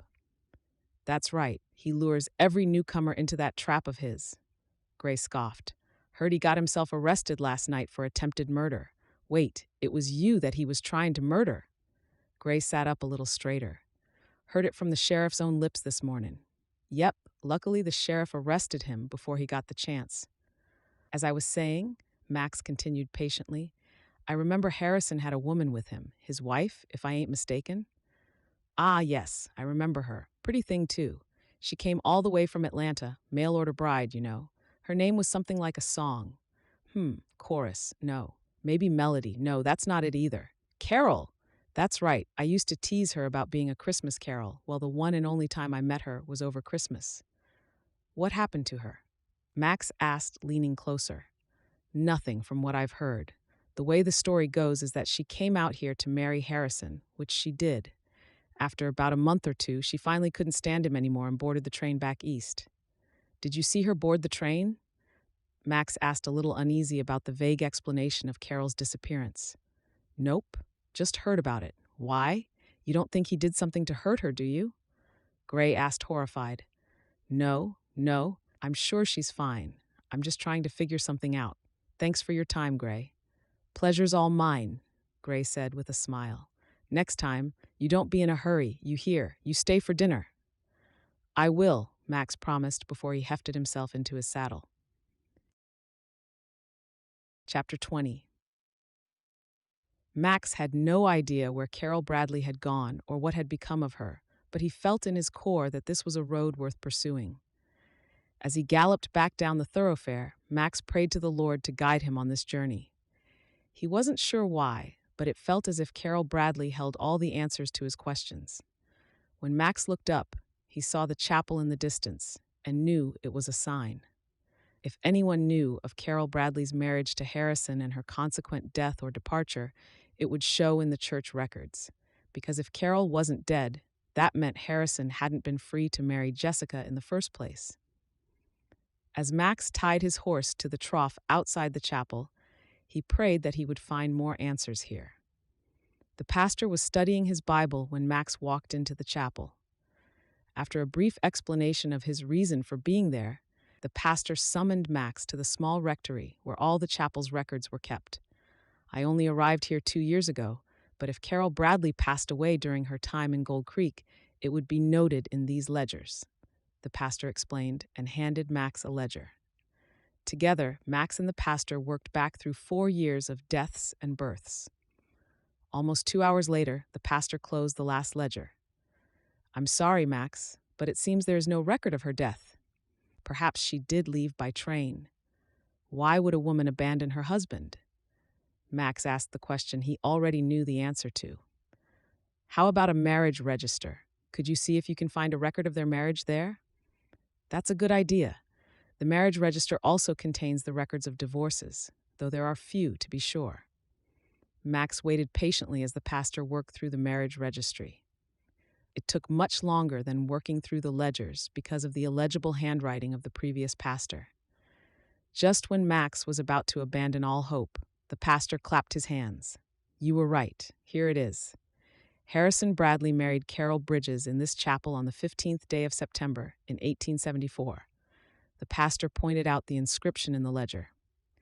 So he was married before. Carol Bridges. Max trailed off, wondering where he would begin to track down a woman by that name. Harrison claimed to be a widower when he requested I officiate his wedding to Miss Whitfield, the pastor said with agitation in his voice, which means if this Carol Bridges is still alive, he's committed bigamy and made me a part of his deceit. "I'm sure you're not at fault, Pastor. How were you to know?" Max tried to console the pastor. "But the question now is, how do I find her?" The pastor slammed the register shut and met Max's gaze with a firm look. "You leave that to me. I might only be a small-town pastor, but the reach of the church is far and wide. I'll send out letters to all my fellow servants in faith today. Hopefully, I'll have an answer for you soon about where Carol Bridges Bradley is currently residing." "You do that?" Max asked, surprised and grateful. "Of course I will. No one makes a mockery of the church, least of all someone as evil as Harrison Bradley." The pastor seemed determined to right the wrong. "Will they be able to tell you if she happened to have passed away as Harrison claimed?" "Yes. If she joined a congregation, they will be able to tell me whether or not she is alive and well, or if she has passed." "Thank you, Pastor," Max said, coming to his feet. "I truly appreciate your trouble. If I may ask, of what importance is Carol Bridges to you personally?" The pastor asked with a curious look. Max let out a heavy sigh before he met the pastor's gaze. "My every happiness depends on finding her. That's how important it is to me personally." Chapter 21. For the last week, Jessica had been delaying the one thing she knew she should do. She had cleaned the entire house from top to bottom, she had washed all the linen, and even washed the windows. She had spent hours in her vegetable garden, tending to her growing plants, and even more hours riding with no destination in mind. It didn't matter the activity with which she filled her days. Her mind was filled with concern for her parents and their well-being. But she couldn't procrastinate for a minute longer. She had left them in Philadelphia with hope of a future in the West. It was time she informed them of the grievous mistake she had made by coming here in the first place. With a heavy heart, Jessica sat down in the late afternoon sun and began to write the letter she had hoped she wouldn't have to write. "My dearest mother and father, I trust that you are well and in good health and that the money I left you can still tide you over for a while at least. I too am in good health and miss you both terribly. It is a warm and lovely day in the West. The sun is blessing my vegetable garden with enough heat that I can almost hear the seedlings grow. Soon, I'll be able to harvest tomatoes, herbs, and pumpkins from my very own garden. Although summer has brought a smile to the plains and the creeks of the West, it is with a very heavy heart that I write this letter. Until now, I have trusted in my faith and prayers that my circumstances here will change. I did not want to alert you to my troubles, knowing that you were helpless to aid with the distance between us. I find myself regretting boarding the train west. On my arrival, unlike my letters assured you, I was not met by a handsome and kind man. Instead, from the very first moment I feared Harrison Bradley. I soon discovered that he was feared throughout the town and that his business practices were less than acceptable. He does not value human life, welfare, or anything but his own wealth. I tried to gain his affection and his trust, but I soon learned that one had to have a heart to experience emotion. I am now certain that Harrison Bradley has no heart. I could not stand by and watch him harm this community or threaten the lives of innocent bystanders any longer. And through my actions, after conversations I overheard in our home, my husband has been arrested for attempted murder. He was taken away by the marshals and will be appearing in court in the next week. As you can imagine, this not only ruins my plans for a future here, but my plans for a family as well. It is clear, as he made it very clear to me whilst being restrained by the sheriff, that he will not grant me a divorce. I will not be able to send for you to come and live with me, but instead, as soon as I can prepare myself for the journey, I will be returning to Philadelphia to resume work in the sewing factory. I know this is not what we had hoped for. You cannot be more disappointed in me than I am in myself. A tear slipped over Jessica's cheek, knowing that she couldn't share with her parents the saddest part of all, the part about leaving Max behind. Ever since the night of Harrison's arrest, Jessica hadn't seen Max again. She missed him terribly and wished things could be different, but they weren't. She would carry the burden of her loss in her heart, knowing that her parents wouldn't understand and that they would chasten her for having feelings for another man whilst being married. Jessica didn't want to accept her fate as a married woman without a husband, and preventing her from ever having a family or a partner in the future. But that was the fate the Lord had planned for her. She was just about to continue writing her letter when there was a knock at the door. A frown creased her brow, knowing Sammy didn't usually knock. He usually simply called her name when he needed her attention. Jessica brushed the tears from her eyes and made her way to the front door. She opened the door to reveal a very attractive woman on the porch. "Hello, can I help you?" Max stepped into view and smiled at Jessica before introducing the woman. "Jessica Bradley, I'd like you to meet Carol Bradley, Harrison's wife." Jessica's eyes rose with confusion as she glanced from the woman and back to Max again. "Excuse me?" "We'll explain everything as soon as you let us in," Max said with a smile. Jessica welcomed them into her home and brewed a pot of tea while she overheard Max inquiring about Carol's journey from San Francisco. Had Max arrived with a jester in full costume, she wouldn't have been more surprised. Armed with a tea tray boasting the finest china Harrison owned, Jessica joined her guests in the living room. She served the tea, although she was burning to find out what Max had meant by Harrison's wife. Once everyone had a cup of tea, Max turned to Jessica and began to explain. "Carol is Harrison's first wife. Much like yourself, she answered his advertisement in the Matrimonial Times. She married him in 1874 and lived with him for a few months, and then she left." "Left?" Jessica asked. It felt as if someone was throwing words at her and not giving her a chance to piece them together. Carol reached for Jessica's hand and met her gaze with a knowing look. "I left, dear. Only you will understand what it is like to live with a ruthless and mean man such as Harrison Bradley. I asked him for a divorce, but he refused. So I packed my things and boarded the first train out of Gold Creek. It happened to go to San Francisco, and I've been there ever since." Jessica shook her head. "You didn't get divorced?" "No. He never tried to reach me, and frankly, I didn't care. I haven't met anyone worth marrying since, so it's never bothered me. I opened my own dress shop in San Francisco with the money I got after selling the jewelry Harrison had given me. I'm a businesswoman, first and foremost." Jessica couldn't help but admire the stylish and beautiful woman who sat beside her. She appeared strong and independent, and not at all feeble like Jessica often felt under Harrison's mean gaze. "Why did you come back?" Jessica asked, still not understanding the importance of Carol's return to Gold Creek. "My pastor reached out to me and put me in touch with Max. After corresponding through telegrams, both Max and I knew it was imperative for me to come to Gold Creek. Max was kind enough to pay for my train fare. I'm sorry, I still don't follow? Jessica asked, shaking her head. Max reached for her hand and met her gaze with a hopeful look. Jessica, you're not married to Harrison, because Carol is, which means over and above all the crimes he's already been charged with, Carol is going to file a charge for bigamy as well. Jessica's jaw dropped, even as the blood drained from her face. It was as if the heavy shackles that had been tied around her heart and weighed down her feet had suddenly disappeared. I'm not married to Harrison? No, dear, you never were.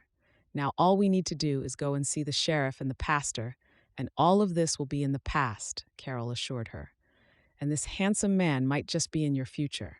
I can't imagine a man going to so much trouble if he didn't have a good reason. Max chuckled self-consciously. My reasons might be purely selfish, Carol laughed. And so they should be. You two will make a lovely couple. Chapter 22, Sacramento, California. It was late morning when Max drove his wagon into the bustling town of Sacramento. They had left Gold Creek soon after 5 o'clock that morning to make it in time for Harrison's trial.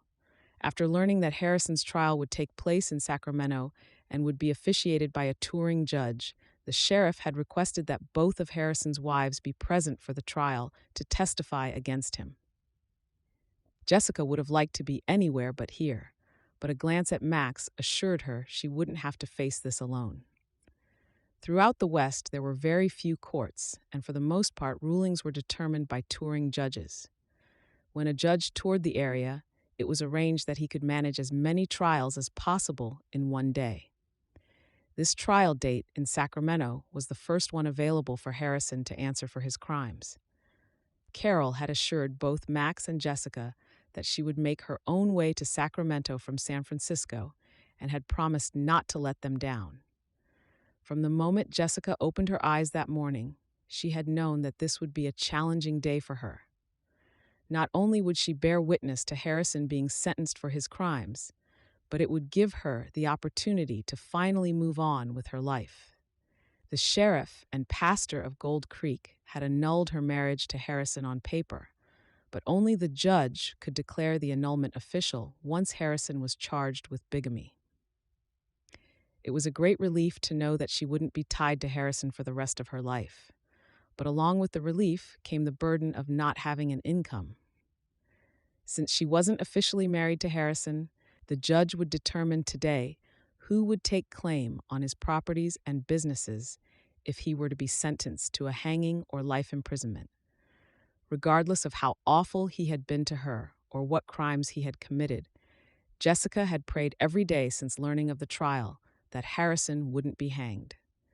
It was against Jessica's beliefs, and she didn't want to witness Harrison's life being taken. As they neared the center of town where the trial would be held, Jessica couldn't help but feel nervous.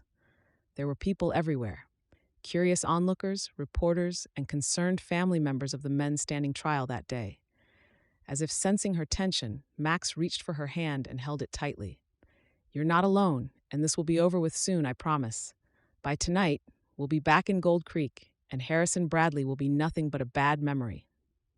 Jessica smiled gratefully at Max and hoped that he was right. But first, she would have to watch Harrison stand trial for what he had done. Finally, the judge called Harrison's name and he made his way to the makeshift stage. The judge read to him all of the charges, 5 if you included the bigamy charge, and then he asked Harrison to plead. Not guilty, Harrison cried out in anger. The judge shook his head. Are both wives in attendance today? Jessica and Carol stepped forward and each named their date of marriage before they were dismissed. The judge questioned the sheriff over the evidence of the attempted murder of Max Riley before he finally closed the file on his desk. Harrison Bradley, I find you guilty of all 5 charges. Jessica's heart stopped. Would he be sentenced to hanging? I sentence you to life imprisonment. The only reason I'm not hanging you is because you didn't succeed at murdering Max Riley. I can assure you that you will have no further need for your assets, properties, or belongings, and seeing as you deceived both these women, I divided among them equally." "Next case," the judge cried out. Carol turned to Jessica with a beaming smile.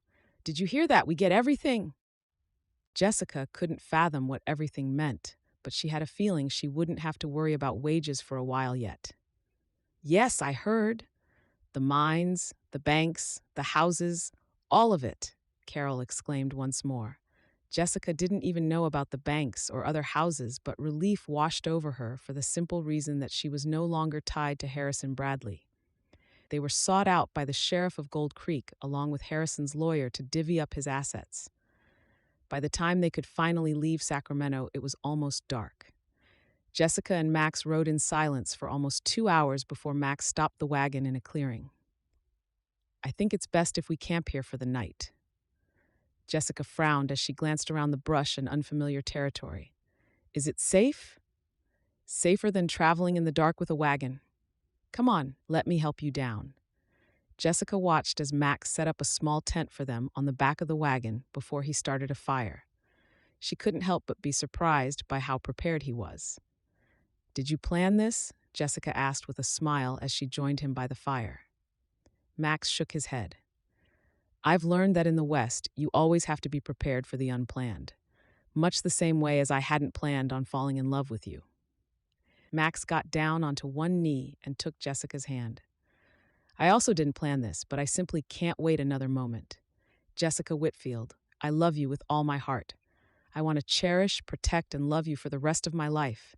Will you do me the honor of becoming my wife?" Jessica laughed even as she nodded. "Yes, yes." Her heart overflowed with joy as she realized that this was what love should feel like, with the promise of a hopeful future. She stepped into Max's embrace, and when he leaned in to kiss her, it was without a single doubt or an ounce of guilt on her mind. Epilogue. Gold Creek, California. Fireworks lit up the night sky as the crowd began to sing. "This land is your land." Patriotic flags and banners decorated the entire thoroughfare as the aroma of grilling meat hung in the air. Jessica turned to Max and could almost swear her heart exploded like one of those fireworks in the sky, with love for the man she now called her husband. Her real husband. "Isn't this adorable?" Carol laughed as she turned to Jessica. "I've become so used to the extravagant displays in San Francisco, I've forgotten how quaint a small-town 4th of July can be." Jessica laughed. "How privileged we are that you've come all this way." Over the last year, Jessica and Carol had learned that they had a lot more in common than being wives of Harrison Bradley and sharing two of his minds. They had become good friends and frequently visited each other. "Oh, Jessica, how marvelous is this? Do you know it's the first time your father and I have actually attended a 4th of July celebration?" Jessica wrapped an arm around her mother's shoulder and felt privileged to have her by her side. "Look, there goes another one," the sheriff called out from somewhere behind them before another display of pyrotechnics lit up the sky. This time, it fizzled like 1,000 falling stars, making it even more beautiful than the previous one. Jessica felt Max's hand slip into hers, and she allowed herself to be led away from the crowd.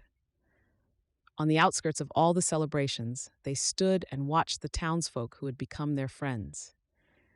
Jessica had never imagined that she would feel at home anywhere, least of all in the town where she had been deceived by Harrison Bradley.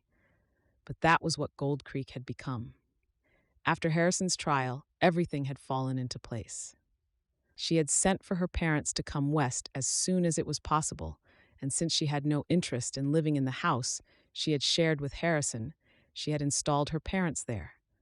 It was the most luxurious home in which they had ever lived, and they deserved every square inch of it. Jessica had married Max a week after her parents had arrived. The pastor had officiated the ceremony beside the creek running through Max's land. Jessica had worn a dress of lace and silk with wildflowers weaved in her hair. The day couldn't have been more perfect in her dreams. It turned out that Max's claim was worth more than all of Harrison's mines together.